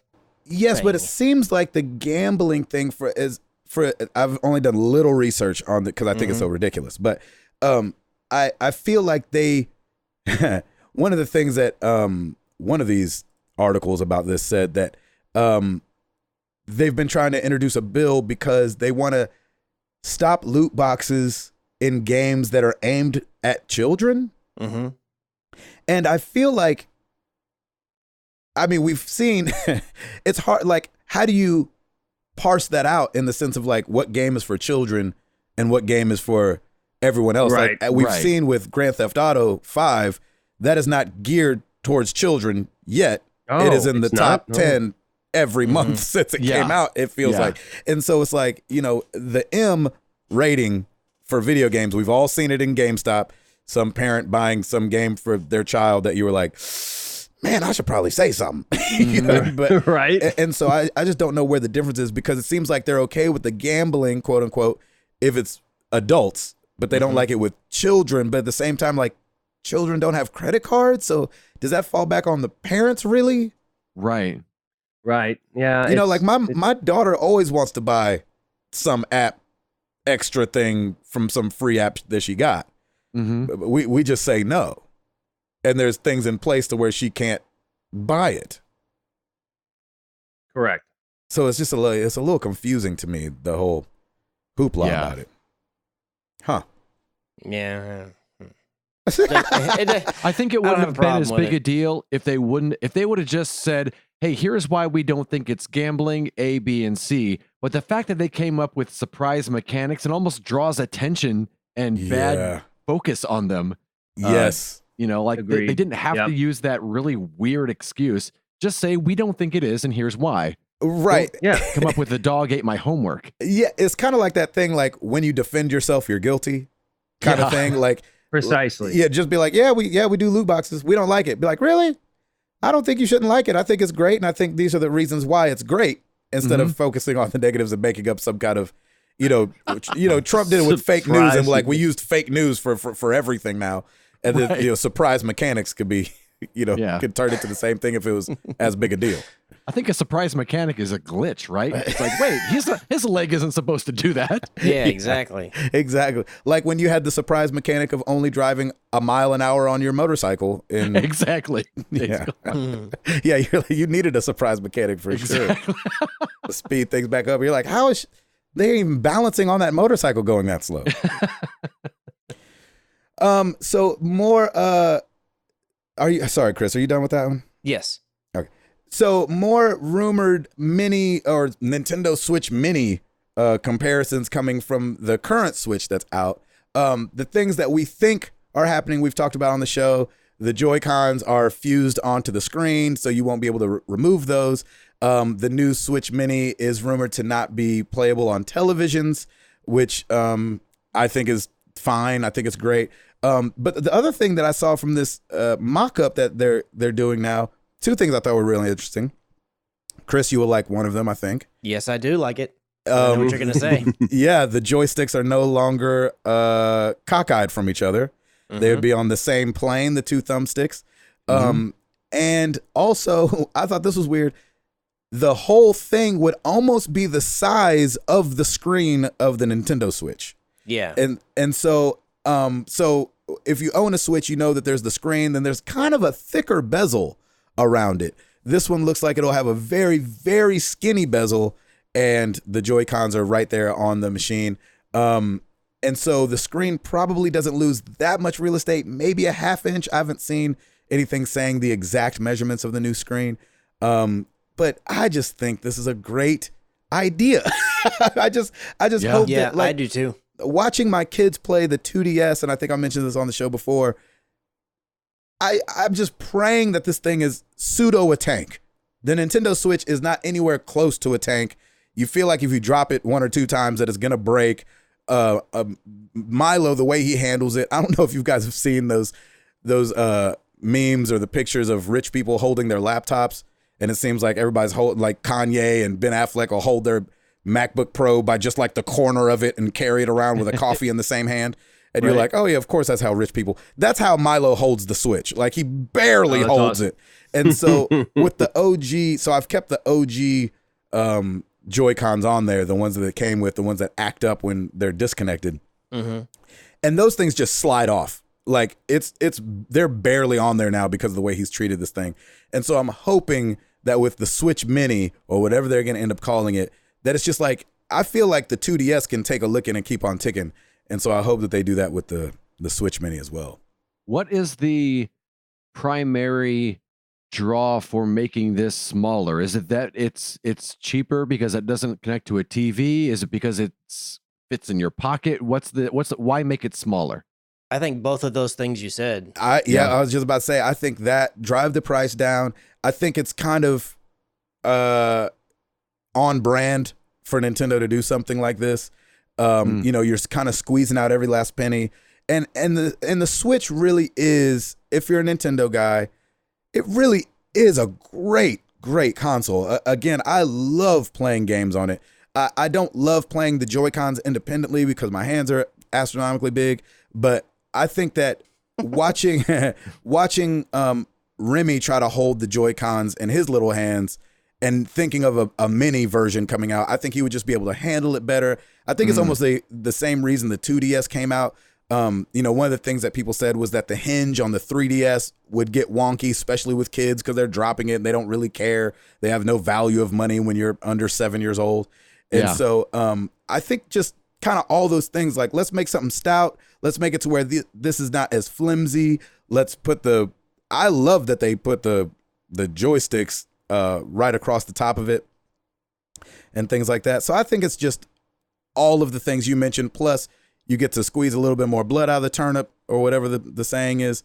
And it just and it does probably make it easier to just, I don't know if this is a throw in your pocket type of thing.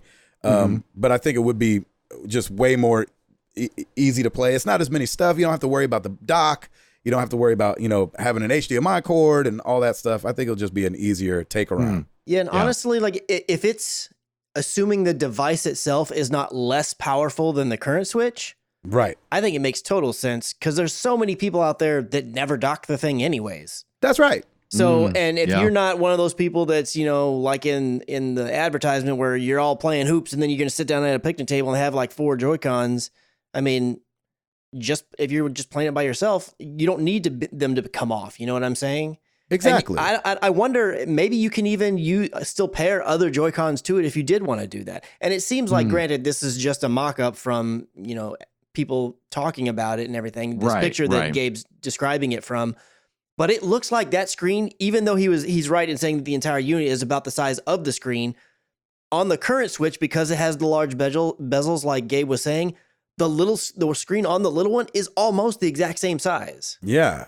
So it's like you're not really losing much in terms of like the image. And we know that even as the image gets, or the screen gets even smaller, things get sharper. So they actually look better. Yep. So, man, I got no problems with this at all. Yeah. And it feels like it makes sense, not just a money grab, which I like too. Yes. You know, and they've done this with the Game Boy. I mean, you know, how many iterations of the Game Boy did we see? And then how many iterations of the, Game Boy Advance did we see? And the Game Boy Color and stuff like this. So it feels very on brand for maybe depending on the price, this finally gives them a legit ground to stand on and be like, all right, finally, we're killing the 3DS. We're just, this is because I know a lot of people, of course, there's millions of people out there that still love their 3DS and whatever like that. But there's also been a lot of people in the Switch world that are like, if you would just kill this thing off, you could stop making these games that actually sound cool, but they're 3DS games, and you could put that game on the Switch. Yes. And there you go. Now you just have the Switch versions. And personally, I've never really liked the way games look on the 3DS. I owned a 3DS for a little bit. Obviously, I bought two 2DSs for my older kids. And I just don't like the way stuff looks on there. And so I would run out and buy these.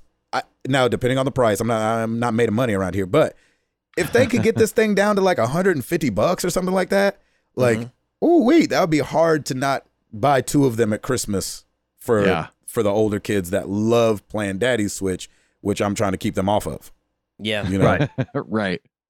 So I think it's a great idea. I hope they do it. I hope it comes.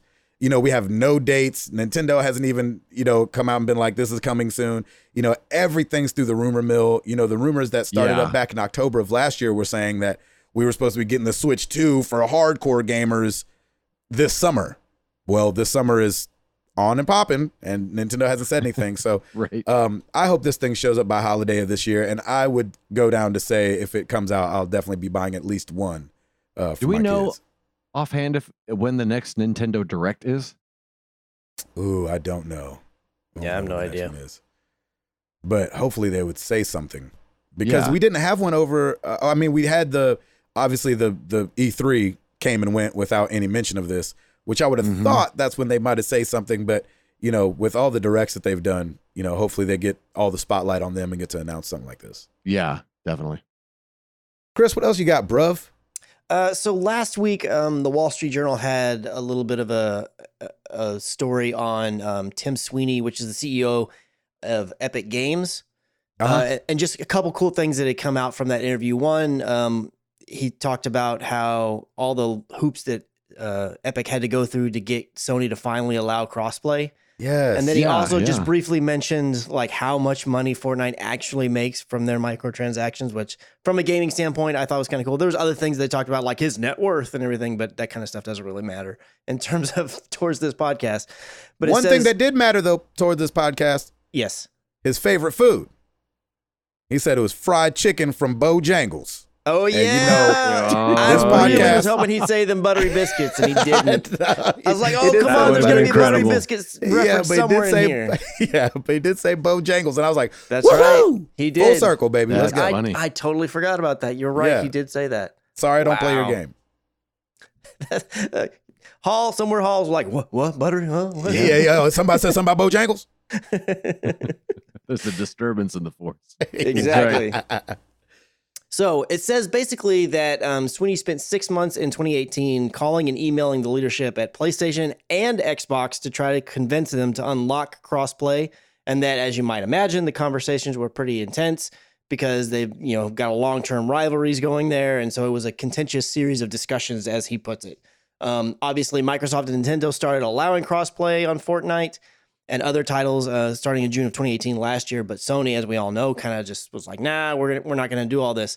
It was after crossplay support happened on the Xbox One and Nintendo Switch that Sweeney went back and shared data with Sony and said, look, crossplay is dramatically increasing engagement, and this might, and they basically was saying that was the main reason why Sony finally kind of relented and said, I'll go, okay, kind of looked at it in a way that it's going to make sense for us because we're, of the three consoles, we're like the biggest platform that, and more people at the time back then anyways were playing it on PS4, I think, than any other platform.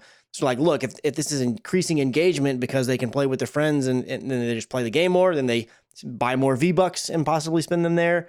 I mean, because most people are not like us, where they have like 3 or 4 different consoles or 3 to 4 different ways to play any said game besides just their phone. So as long as you can play with your friends, regardless of wherever they are, you're going to probably continue to play the game that you want to play and spend your money playing said game on whatever platform you have. So I think that was kind of what broke the camel's back and kind of got the doors open for crossplay, at least on the Sony side, after they were able to get Xbox and Nintendo on that side. So I just thought that was kind of cool how he gave a little peek behind the curtain of how that all came to be, because I know that was like a big, big moment in gaming. You know what's crazy too is that, and maybe it's because we do this show every week and we hear the outcries going on with, things like this. So when Microsoft and Nintendo started allowing crossplay, it was like, obviously Sony wasn't at the party. I didn't realize though that Microsoft and Nintendo started in June of 2018, and then Sony allowed it in September of 2018. That's not really that long, for it to happen. Yeah. Like in my brain, it was like a year apart, where Sony was like, fine. I didn't know it was like 3 months. And Sony was like, okay. It felt like it was a much longer time than that. It definitely felt like it took way longer than that. But yeah, when you look at it like from a bird's eye view, it's like, oh, really? It's right around the corner. I mean, granted, case absolutely could be made that you should have just all done it at the same time. You shouldn't have been a holdout. All you did was have egg on your face. Of course. But that's not, it's not, and it's, again, it's a first impressions thing because we hear Sony say, no, we're not doing that. And you're like, oh, look at you. You're finally winning a generation. And now you don't want to play with others. Yeah. And then you're like, oh, it actually wasn't that long. Like they came to their senses and tried to figure out the back end of how it all worked. Not quickly, but a lot quicker than I remembered. Yeah, for corporations that don't turn on a dime, they turn on, maybe a quarter. Yeah, and it's and like we've said before, turning the Titanic wasn't easy. And so, the fact that these guys went ahead and did it, of course, Microsoft and them did it at the same time, Microsoft and Nintendo. But yeah, I thought that was really interesting. I was like, okay, well, kind of good on you. We gave you a lot of trouble. And again, we do the show every week. And so I think every week between June and September, we were probably like, why isn't Sony doing this? And then, and then they do it. So I wonder if from the outside looking in, it wasn't really that long. Now it was the summer. And so people were out of school. And so if Microsoft and Nintendo start in June. Hardly any new games come out in the summer. So you definitely were playing Fortnite. That's right. And so I thought that was really interesting to see that wasn't as long as I thought it was. Yeah. And in terms of the microtransaction thing that I had mentioned earlier, Fortnite, at least to the point of this article, said that Fortnite had generated $3.4 billion. That's billion, Tim. Hey, that's my boy. In revenue from microtransactions alone, which is insane.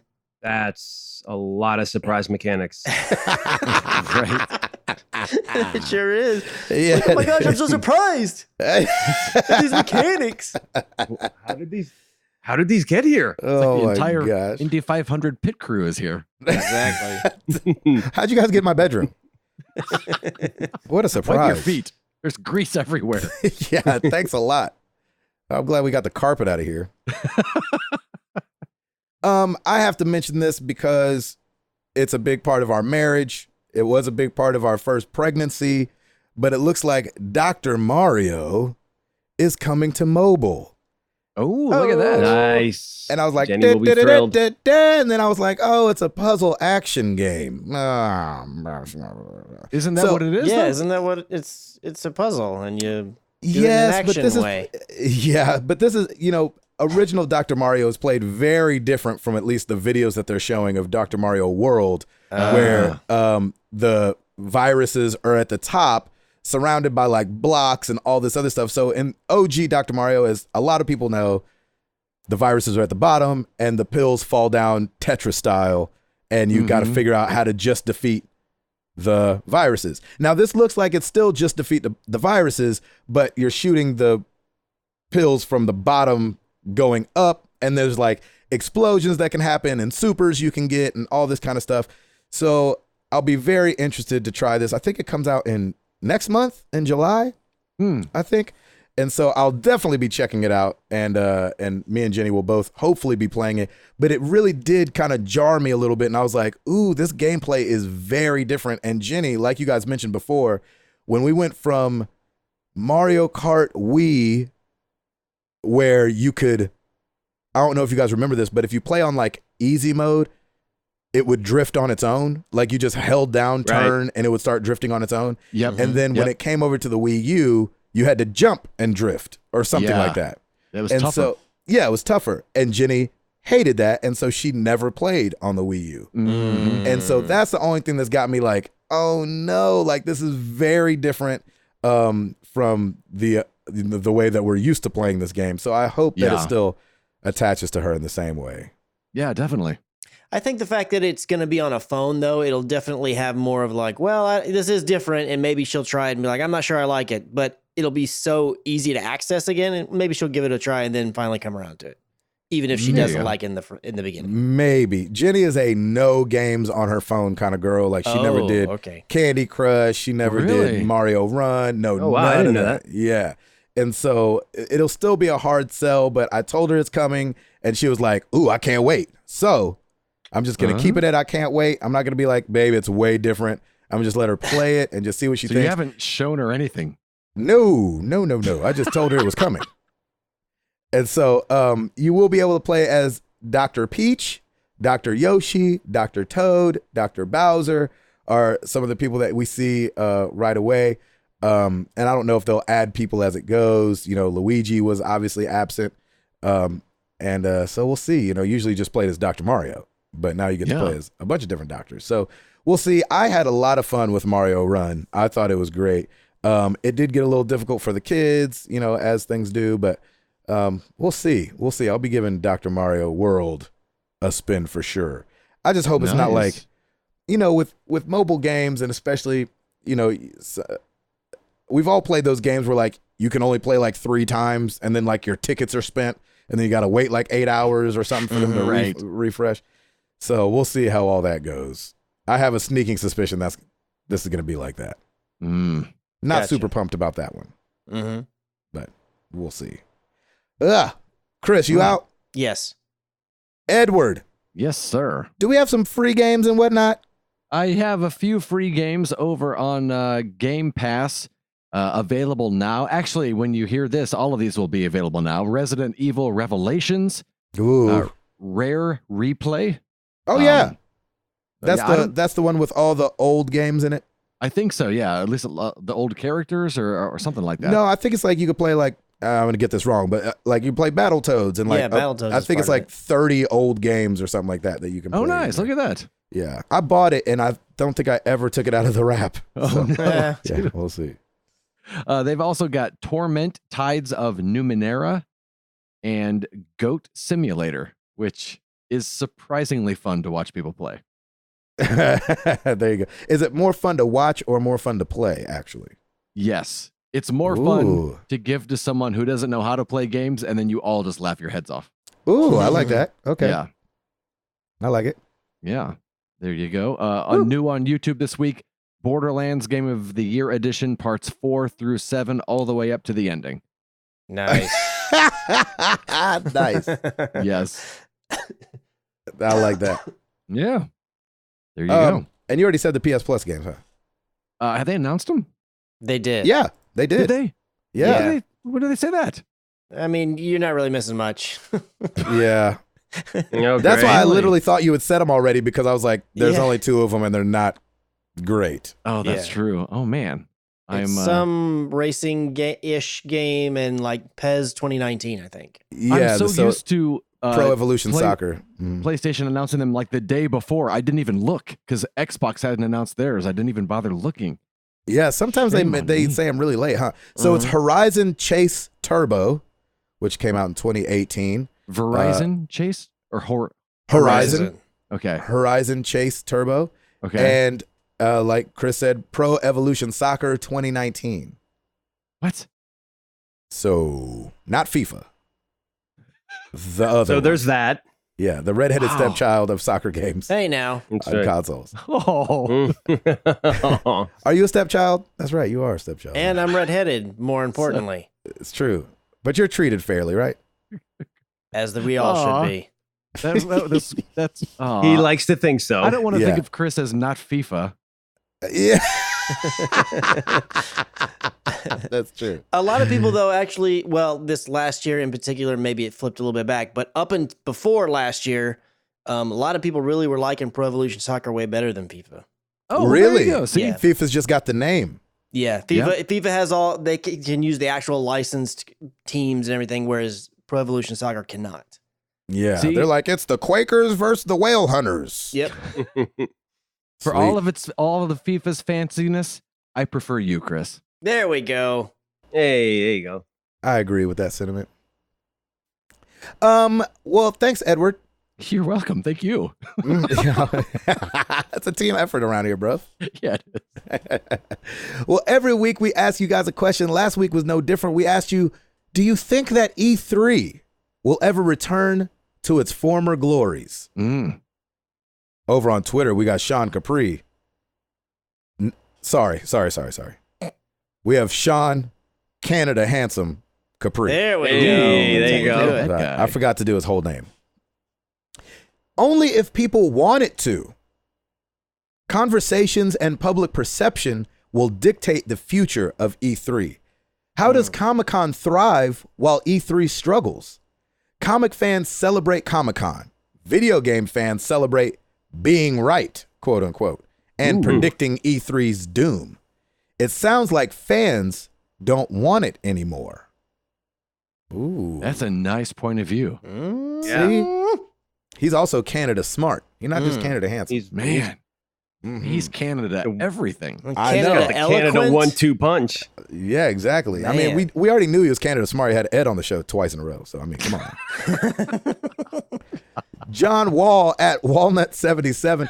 It will never be what it will never be what it was again, but because the return on investment isn't there for publishers, they will continue to back out and roll back their presence. It needs to become something different to survive. It needs a new identity. Look at that. Blake Carter at The Radio Carter. In today's age of instant notifications, directs, states of play, probably not. But for many, E3 seems to be more for investors than gamers half the time. That being said, it's not going to stop me from wanting to go. There you go. Yeah, that's right. Yeah. Still get up in there. Over on Facebook, Jeff Swan at this E3. This is a good other side of things. At this E3, we saw Final Fantasy VII, Shenmue 3, 3 new Zelda games, the start of a new console generation, the follow-up to what is widely considered the best game of this generation, Witcher 3, new entries in long-lost franchises like Medieval, Panzer Dragoon, and Secret of Mana, tons of new AAA free-to-play games, a slew of sequels to beloved current-gen games with innovative multiplayer features. What former glory do we need to return to? Seems pretty good to me. I watch it from my house so the attendance or pomp and circumstance doesn't really matter. I'm here for the games, and there were more at this E3 than I'll be able to play in the next 2 years. Oh, there you go. Right. There you go. I love that. Yeah. Jared Orr, I think next year's will be a big E3 with the impending console launches. After that, though, I see E3 really going downhill or morphing into something totally different. There you go. Aaron Christopher Moore, I think next year will be epic with the next-gen consoles info and release titles. Just this year was so lackluster with what is being held back for next year. Oh, man. Stacy Runyon McCracken. What? Yeah. Says, I'm going to be my optimistic self and hope it does for your sake. Thanks, Stacy. Aw, there you go. Isn't she the best? She is. Try to tell you guys. Over on Discord, Beefmaster Serta said, no! I think there are few signs that the heyday of big convention center events will be on the decline. Not only did PlayStation not participate at E3, but Blizzard, for the first time, chose not to attend Gamescom in Europe this year. And I think there are some good reasons. Gaming stocks have been under high scrutiny in the last year, and having huge budgets for renting floor space or the money needed for big LED walls, custom content, etc. are becoming expensive and time-consuming. Why bother when you can rent a small theater anywhere and stream the event on Twitch or YouTube? Control the narrative and not worry about getting lost in a garbage heap of release news over a day or two. Yeah, just do what Blizzard does and have your own con. Yeah, exactly. BlizzCon. Yep. _wrong. No dang nagget. Kids these days don't understand the good old days. We watch E3 on my dad's picture box and we had to walk uphill both ways in the snow. There it is. Barefooted just to change the volume. I miss the old E3 and where he's I miss the old E3 and where is my teeth? Oh my gosh, that's funny. Thank you guys so much for answering the question. Good points on both sides. Yeah, definitely. Yep. Yeah. Some people feel lackluster. Some people feel like we got the most that we've gotten in a long time. Very interesting. I think that the biggest difference is Nintendo people and the rest of everybody else.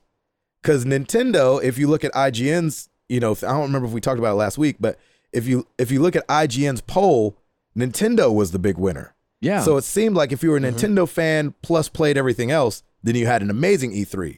If you don't play Nintendo, then E3 was lackluster. Very interesting. Thank you, guys. You know where to find us. Facebook.com/Married to the Games. Twitter.com/MTTGcast. Of course, marriedtothegames.com. Like Ed said, youtube.com/Married to the Games. On Patreon, if you want to throw $1 in the tip jar and you're like, oh yeah, I want to throw $1 in the tip jar. Patreon.com/MTTG. Starting that extra life buzz, extra-life.org/team/MTTG. Doing it for the children. And Ed will be streaming in November for Stack Up. Correct. So come join him for his Veterans Day 24-hour stream. Is that what you're doing, right? Yes. That'll be awesome. Yeah. And Ed.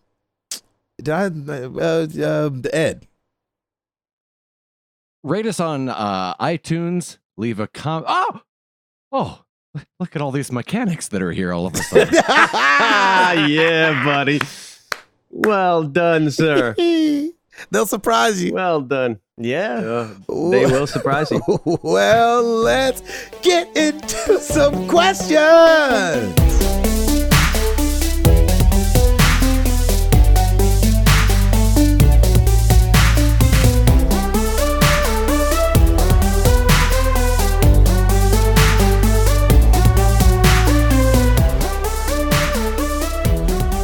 We're going to start on Discord. Beefmaster Serta, your evil fairy godmother appears before you and explains you are going to be mutated into an alien or creature race from a video game, but allows you to pick your fate. What race do you choose to live out your life as? Oh, wow.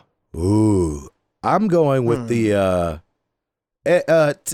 Chris. Yes, I do that. I do whatever that your name is. I do that with my kids all the time. I've literally called the kid Sadie like 5 times because it's circulating through all the names. What was the race on Destiny where you are the machine? There was the humans. Oh, you mean when you were playing as a Guardian? Or are you talking about? Okay, yeah, they were shoot. Doggone it.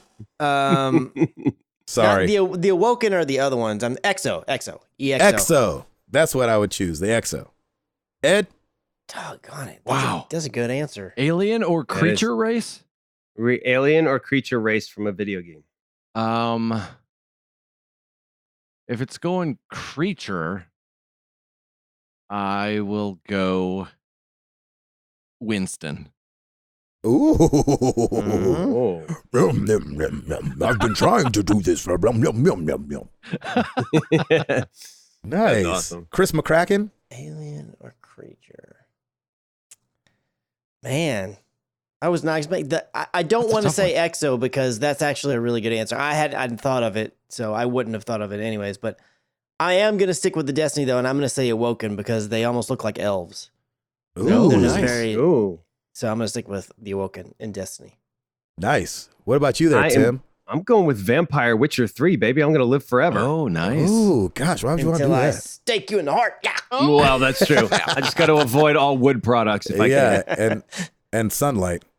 Yes, exactly. Would you like some of this bread? No, that's just butter. It's not garlic bread. Lord have mercy. Yeah, exactly. Good question. That's awesome. Calm Fury. I'm currently considering a job offer to move across the country.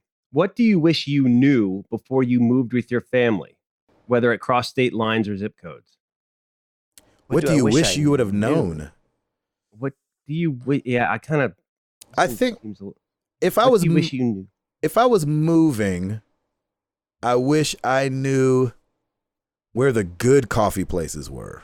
So I didn't have to figure it out once I got there and drink a bunch of bad coffee before I found the good coffee place. That's a good answer. Thanks, Edward. I'm taking everybody's good answers tonight. Yeah. That's why I'm going first, real fast. Boom, pow.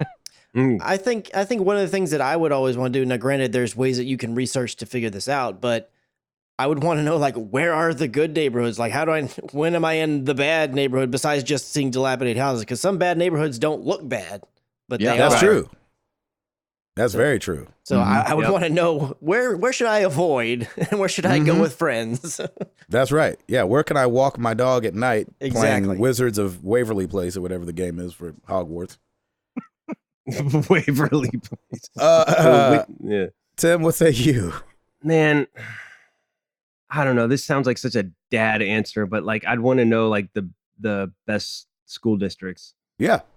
Yeah, that's important. Stupid, but yeah, it is important. It really is because I mean, a lot of parents base where they move around it. So. Yeah, that's right. Edward?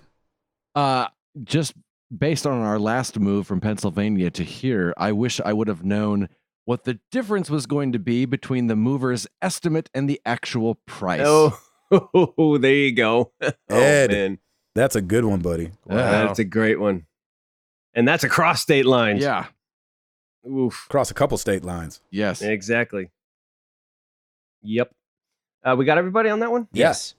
All right, Shep Dog. My family has an upcoming trip to Mackinac Island, which is right between the upper and lower peninsulas of Michigan. It's one of my favorite places to visit in the continental U.S. Where in the U.S. do you enjoy visiting specifically for its beauty? Sorry, Ed, if it's still the Grand Canyon. I would say the Great Northwest. Ooh, nice answer. I love it up there. Oh my gosh, I love it up there. What do you say, Ed? I love the cliffs at Palos Verdes in California, in the LA area. Really nice. Yes, they are nice. I went there not too long ago. Yeah? Yeah, we had a day off and we just went for a drive. I'd never been there. Yeah, it's beautiful. Yeah. Christopher? I did like Seattle. Yes. I like the mountains in Colorado, and I really liked Napa Valley. I thought there was man. This is I'm feeling like I'm router answering here because I'm saying everything under the sun. But we also went to Yellowstone. Touche. What was it? Not Yellowstone, Yosemite. Man, that was that was awesome. Nice. There you go. Tim? So Man, give me those crystal blue waters of the Gulf of Mexico on a beach somewhere. What? That's my beautiful spot. There you go. Hurricane season keeps me from wanting to go down there. Well, that's true. That is and sharks. And sharks. Well, yeah. there's always sharks. And jellyfish. And Florida. And the Spencer. And stingrays. But says the redhead, yeah. But I digress, yes. Who has his sunscreen on right now? I just put my sunscreen on before I head to bed. All right. Yeah, All right, I'm good. What's that smell? Oh, that's my sleeping sunscreen. That's my moon screen. That's your moon screen. SPF, baby, SPF. Let's do this. All right, Spencer. I just had a Cuban sandwich for the first time today. It was great. So here is my question. What is something you ate recently that you had never tried before and enjoyed? Or what is a food you were late to adopt that all your friends raved about for years before you tried it? I will say a food that I was late to was grilled peppers, like bell peppers. Ooh, all the ones, but the green, red, yellow, orange, all of those. I was not a pepper person growing up, mostly because I always thought they were all hot. And then I was like, oh, they're sweet peppers. And I ate them. I was like, oh my gosh, these are great. Nice. Edward? Just a couple weeks ago, for the first time, I had chicken and waffles. What? Oh, for the first time ever in your whole life? In my whole life, I always thought it sounded ridiculous. And thoughts? And now it was an awesome excuse to have waffles for supper. That's right. That's right. Oh, that's delicious. Where did you have chicken and waffles from? There's a restaurant here downtown that we went to. Nice. Yeah. Awesome. I eat at a place called Mojo Tacos a lot. Here in Franklin. Gosh, I love that place. It's very delicious. It's obviously a taco place, and I've always just got the tacos. And then the other day, I was like, I'm gonna give their nachos a try. Their nachos are off the chain. Nice. Yes, they are. Holy moly, so good. Like, it's maybe the best nachos I've ever had anywhere ever. Wow. Oh, that's awesome. This episode Did you do chicken or beef? Mojo Nachos. That's right. Yeah, I know. Goodness. I got the chicken. Oh, nice. Yep. Awesome. Router, what about you? Great. Man, I'm kind of a foodie, so I love like just eating anything and everything somebody puts on their plate. I will say, at Mojo's, I got the Korean cauliflower. Yes, taco, everybody loves those. That is ridiculous. And I always went with the hot chicken taco. Mm-hmm. Yeah, I'm stealing your idea, dude. Mojo's Korean cauliflower. It's amazing. Yeah, it's all right. You're allowed to do it, to pull a router. Okay, Good. Thank Yes. you. I'm allowed to pull my own stunts. Thank you. Yes, that's right. Lord Zukor, pretend for a moment that you have an enormous ego and always introduce yourself by saying, "Hi, my name is blank, and I'm better than you at blank." Fill in the blank. Oh my gosh. Oh, Ed. Yeah. Throw it to Ed. Life. I don't know. I would think you would say, I'm Ed Placencia and I'm better at improv than you. Oh, there you go. There you go. Or you could say I'm better at making coffee than you. Yes. Oh, there you go. Mm-hmm. I don't have a scale. I just eyeball it. I'm like, man, I need a scale. Yeah, exactly. Everybody else is like, oh, 18 grams. You're like, nah, just pour it in there. Fine. That's right. Chris? Hi, my name is Chris McCracken, and I'm better than you at Apex. Ooh. That's that very won't work true. on very many people, but it'll work on a few. Yeah. Yeah, but you could say lip sync battle and you'd be right like 90% of the time. That's true. I could say that. Mm-hmm. Maybe Tim? that'd be a better answer. Shoot, man. I don't know.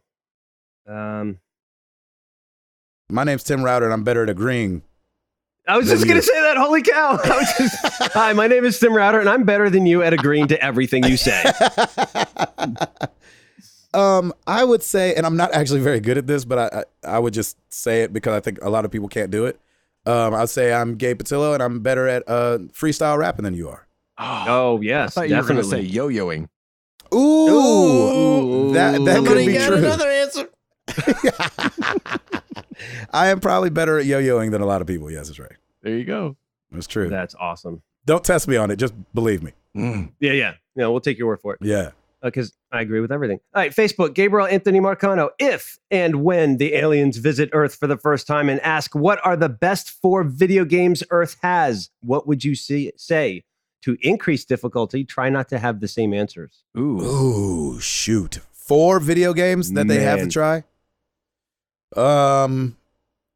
Let's see. I'm going to go, doggone it.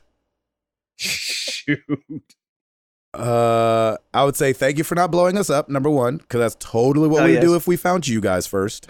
Right. Because we've made too many movies about you guys blowing us up. We'd just be scared. Right.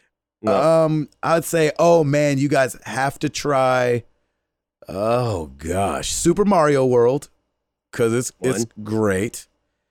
I'm going to go ahead and say, I'm going to steal somebody's, but I'm going to have to say Uncharted because it's incredible. I would say you should also try Halo so you can see how bad we got it wrong with you guys existing. Well played. And I would say, oh man, Candy Crush, because it's killed many a person's phone battery. I'm trying to say not too obvious ones gonna mess anybody up. Because there's 4 I could name that everybody would be like, doggone it, I was going to say that. That's part of the game, though, right? It's just, I know, right? That's right. Jack the next person up. Ed, I'm going to let you go next then. You can jack up Chris and Tim. I'm going to jack them up. I'm going to say Apex. No, I'm going to say Overwatch. Yeah. Yep. Telltale's The Walking Dead. Good one. What season? Season 1. Yes, that's right. The best games of all time. I'm also gonna say Telltale's Tales from the Borderlands. Wow. Nice. Not just Borderlands. Telltale's one. Good luck, aliens, finding them anywhere. Yeah, exactly. Hope you downloaded them already. Yeah. I'm gonna say. Come on, Ed. You got it. I'm You're the best at improv. Yeah, the best at improv. I'm going to say Beat Saber. Ooh, that's a good one. And then you can sneak out while they're playing it. Like, oh, freak, there's aliens in there, y'all. I had to get them out of there. Right. They're stretching the heck out of my VR hat. Yeah, with their ginormous heads. And it's The all weird heads. gooey now. Gross. Oh, that's awesome. Chris? I'm saying Metal Gear Solid. Yep. I am saying Twisted Metal 2. Wait, which Metal Gear Solid? Just so Just Metal we're Gear clear. Solid, the first one. And okay, not Metal Gear. Metal Gear Solid. Metal Gear Solid. As in the first one of that. Yes. Gotcha. The one on PlayStation 1. Mm-hmm. And the Twisted Metal 2. Yeah. I'm going to say Runner 2. And then Bit Trip Runner. I'm going to say God of War, the 2018 version. Oh, yep. And I'm going to say, like, if you jack with us, we're going to send this guy after you. It's actually based on a real guy. So be scared. yeah, exactly. Don't Google it. Just trust us on this one. That's good. Yep. Tim. Oh, man. Well, you gave me a meatball with The Last of Us because nobody said that. Yep. Witcher 3. Yep. Yeah. What's that one? If the other one's a meatball, what's that? What's The Witcher 3? No, like the easy. You Yeah, gave I me never the heard that easy saying meatball. either. I know, but I down wanted to the middle. associate them all with food now. Yeah, now that you started, All right. peanut butter jelly sandwich. Right. All right. Witcher 3 peanut butter and jelly sandwich. Yep. What What would the food therapist say? the food therapist say would be to chew. That's usually helpful. I'm going Assassin's Creed Odyssey. Oh, yeah. Because of the epicness of it. Mm-hmm. Yeah, and they get a little history lesson. You can see how our women can kick butt if you choose to be the woman character, of course. That's right. And then I will go. Gotta go Rocket League. I knew you were. Yeah, you better say that one. Really? Gotta go Rocket League. I love it. Yeah, that's good. Good Nice. for Awesome. it. There you go. Good job, everyone. Good question. That was great. Mike Doherty, would you rather only be able to send text or email in Comic Sans or never be able to silence your phone? Comic Sans. I ain't got no Comic problem with Sans. Comic Sans. Yeah, I'm not mad at that. I don't even know what Comic Sans looks like. Yeah, that's fine. It looks like comic book. Well, Comic sort book of. text in the bubbles back in the Kindergarten day. comic book. Ugh. Yeah, I'll deal with Comic Like Sans. Family Circus. I want to be able to silence my phone. There you go. My Ed? phone's always silent. Yeah, Comic Sans for me. Yeah, I'm going with that. Comic Sans for the win. I'm not. Why do people hate Comic Sans, huh? Because people just overused it, I think. Yeah, it's super overused and it's just kind of kid-like too. And it's one of the ones where, like, when people would write something in Word their first time, and like, oh, I want to use a different font, and it'd be like one of the ones at the top, and a lot of people would choose it, so it got used a ton. Now, It's if I could kind of- only send text in wingdings, I would have chose the other thing. Well, Oh, sure, man. Right? That'd be tough. That'd be a little. Well, it's kind of like emojis. I mean, it's like you get to create your own language, so it's kind of fun. That's Yeah, true. because nobody know what you're talking about. You got to True. figure it out together. That's what creating languages are. Yeah, you gotta be like, hey, I'm gonna send this to you. I'm gonna need you to copy and paste it into a Word document and change the font to Comic Sans, so you know what I'm talking about. Perfect. Moving on to Twitter at Dopalicious. What's the last non-violent game you've enjoyed? The last non-violent one? Oof.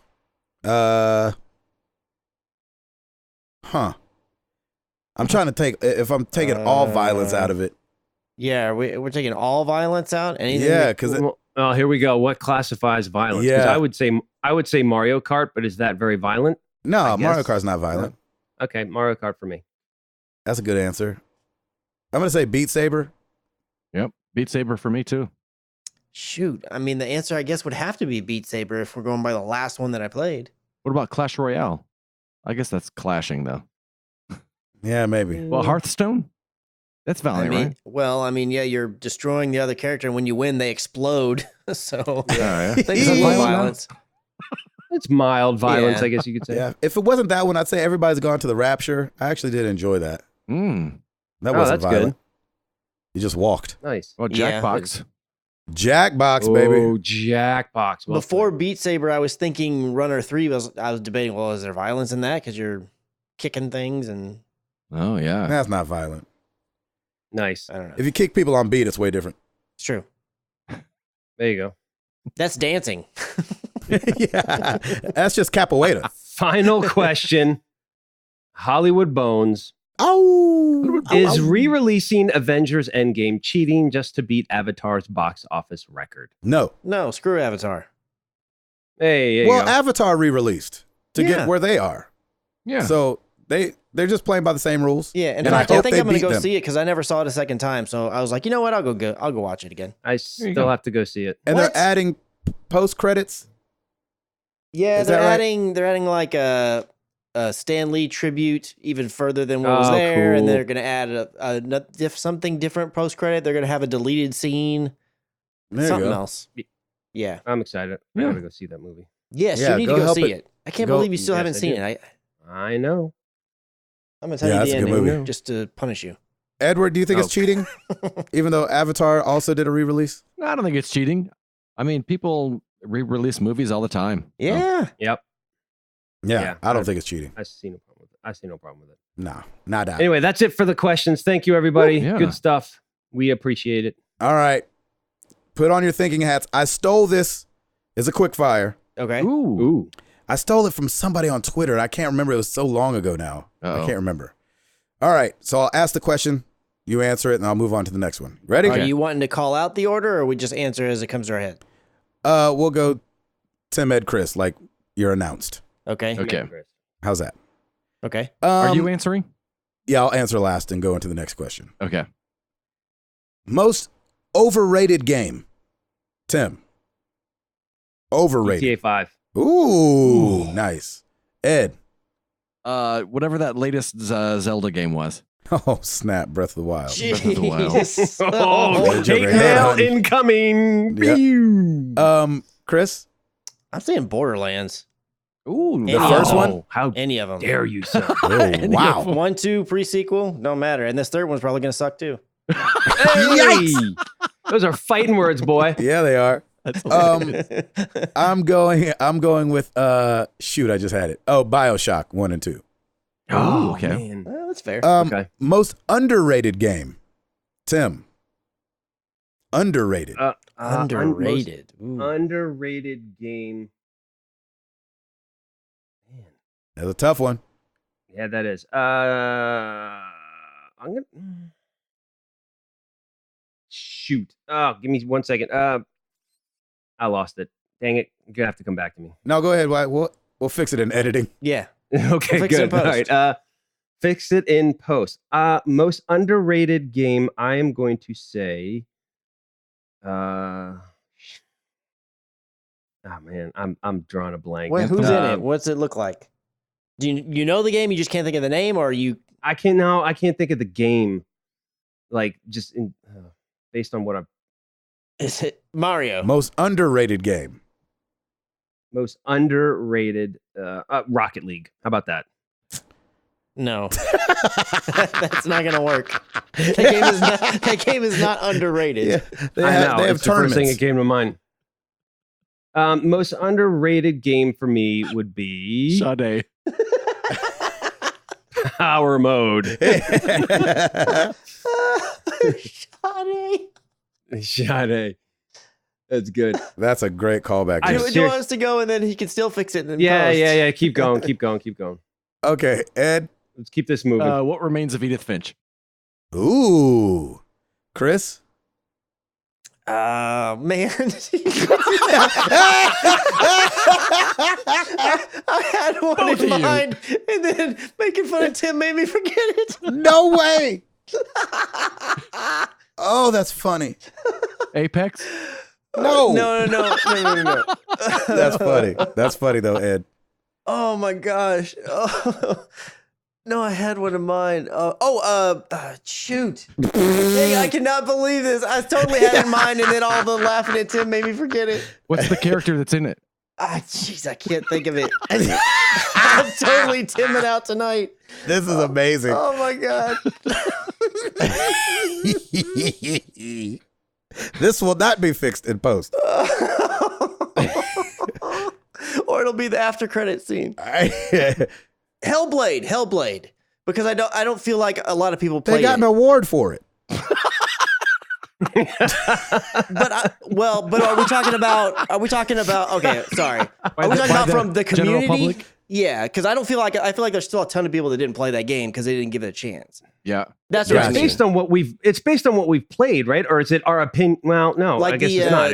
It's based on our The opinion. Rapture game that you mentioned earlier, like I feel that won awards, but like I didn't play it. I know tons of people that didn't even give that time of day. Yep. Kind of thing. Yeah. Yep. Yeah. So I feel Yeah. like it's underrated, even though it's acclaimed.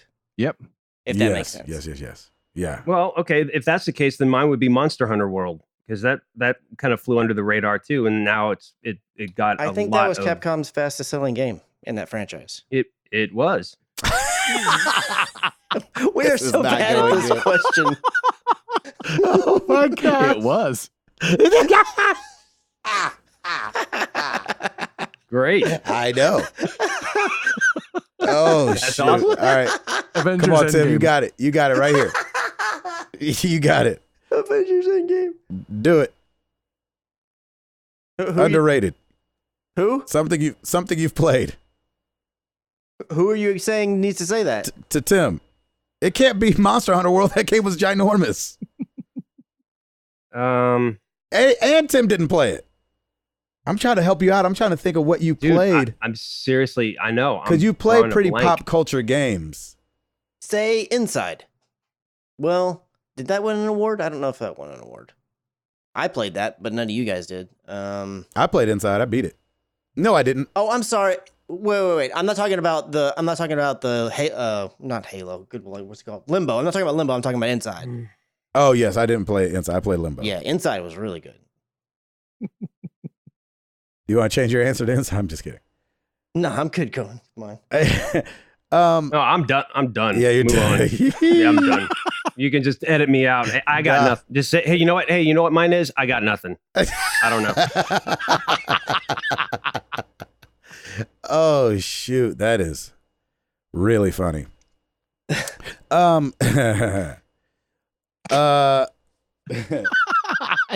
you describe who's in it?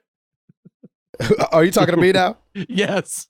Oh gosh, no. I'm gonna say First Light.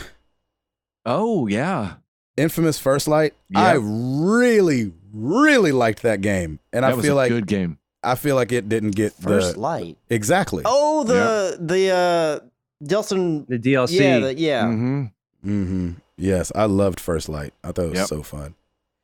All right. That was great. Game you've played. We've run 2 questions into this quickfire. The slowest. This ain't no quickfire now. Yeah, I know. I wanted to joke around and say Final Fantasy VII, but I just we need to keep moving. Game you've played most, Tim. Oh, Assassin's Creed Odyssey. Oh, Edward. Overwatch. Chris.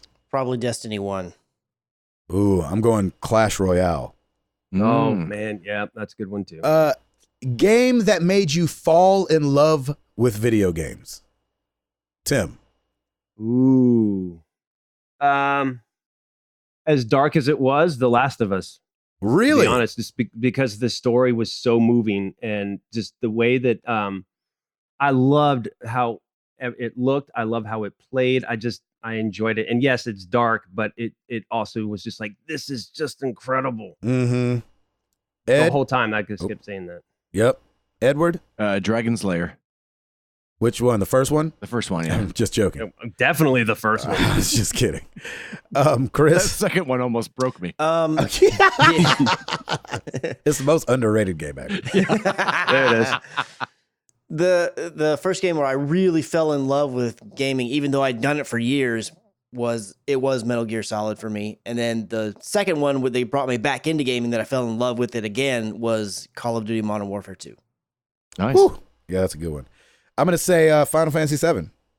Ooh, Perfect time of life. Yeah. Didn't have a job, had plenty of time to play it. And it definitely was like, oh, snap, video games or something else. What's your guilty pleasure game, Tim? That's a tough question. Well, I mean, for me now, it's been Overwatch. Just I know I'm late to the party, but like it's still I like you guys have said, it's just an easy you can pick up, play a few matches, and move on. Mm-hmm. Ed, I'm gonna say Humans Fall Flat. No, I'm not guilty about that at all. That's funny. Wheel of Fortune. Nice. Chris? Guilty pleasure is one that we typically won't tell people we're playing. Sure. Yeah. Shoot, I don't know if I have one. Sims 4? No, never played The Sims 4. I mean, every now and then, I don't know if it falls under guilty pleasure, but every now and then I'll play on my phone. The only other game besides Hearthstone that I'll jump into occasionally is Monopoly. Oh, nice. Oh, there you go. Yeah. That makes sense. I used to be big into Roller Coaster Tycoon. Oh, nice. Nice. Oh, yeah? Yes. Is that the one where you build theme parks? You build a theme park? Yeah, Yes. yeah. Oh my gosh. That's funny. That, and there was a game, I think it was on mobile. It was like a lemonade stand game, and you had to try to figure out the perfect ratio between lemons and sugar to keep your lemonade stand open. Wow. I don't remember what it was on, but I loved that game, but That's funny. it wasn't one I was talking to my friends about. All right, last one. The game that you should have played by now, but haven't. Tim? No, I'm doing that now with Spider-Man. Well, this is a game you should have played by now, but you haven't. Haven't played it. Oh, Like the game, maybe, like Overwatch was that for you for, right, for a long while. time. I should be playing Apex Legends, but I won't. There's my answer. Yeah, I like it. What about you, Ed? The latest, the last Mario game that came out. Odyssey. Odyssey, yes. Yes, you should have played that by now. Should have played that. Chris? Any of the Mass Effect games. Oh, yeah. Good one. Shoot, mine is tough because mine was a little bit like Tim, where I feel like mine's more like I should have beat it. Would have been Horizon, but I did play a lot of it. Or with The Witcher 3, take your pick. I know, Yeah. right? Didn't Watch Dogs finish that at all. 2? Watch Dogs Ooh, there you 2. go. That's a great one because I That's a good one. own it. Still in the cell Oh. thing. Yeah, and haven't played it. I'm gonna say I'm actually gonna say a couple. Shadow of War, because I really should have played that game. Detroit, I should have at least beat. And I think I only played the first chapter of that one. But yeah, Watch Dogs 2 I haven't even put in the machine. So Yep, me neither. yeah. Let us know. We struggle. It's supposed to be a quick fire.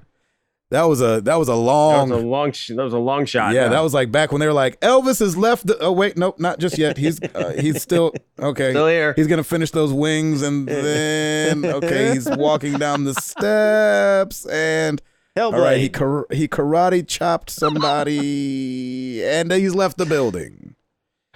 So yeah, we're fat Elvis on that one. Let us know.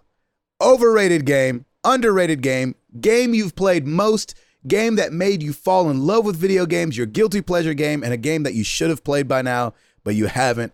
And we will talk about it next week, and it'll be much faster than this. Mm-hmm. I promise. Thank you guys so much for listening. 354. Is that right in the book? Yes. That would be correct. All right. And we did it. We're ending on something that we actually got right. All right. I'm Gabe Patillo. That is Tim Router.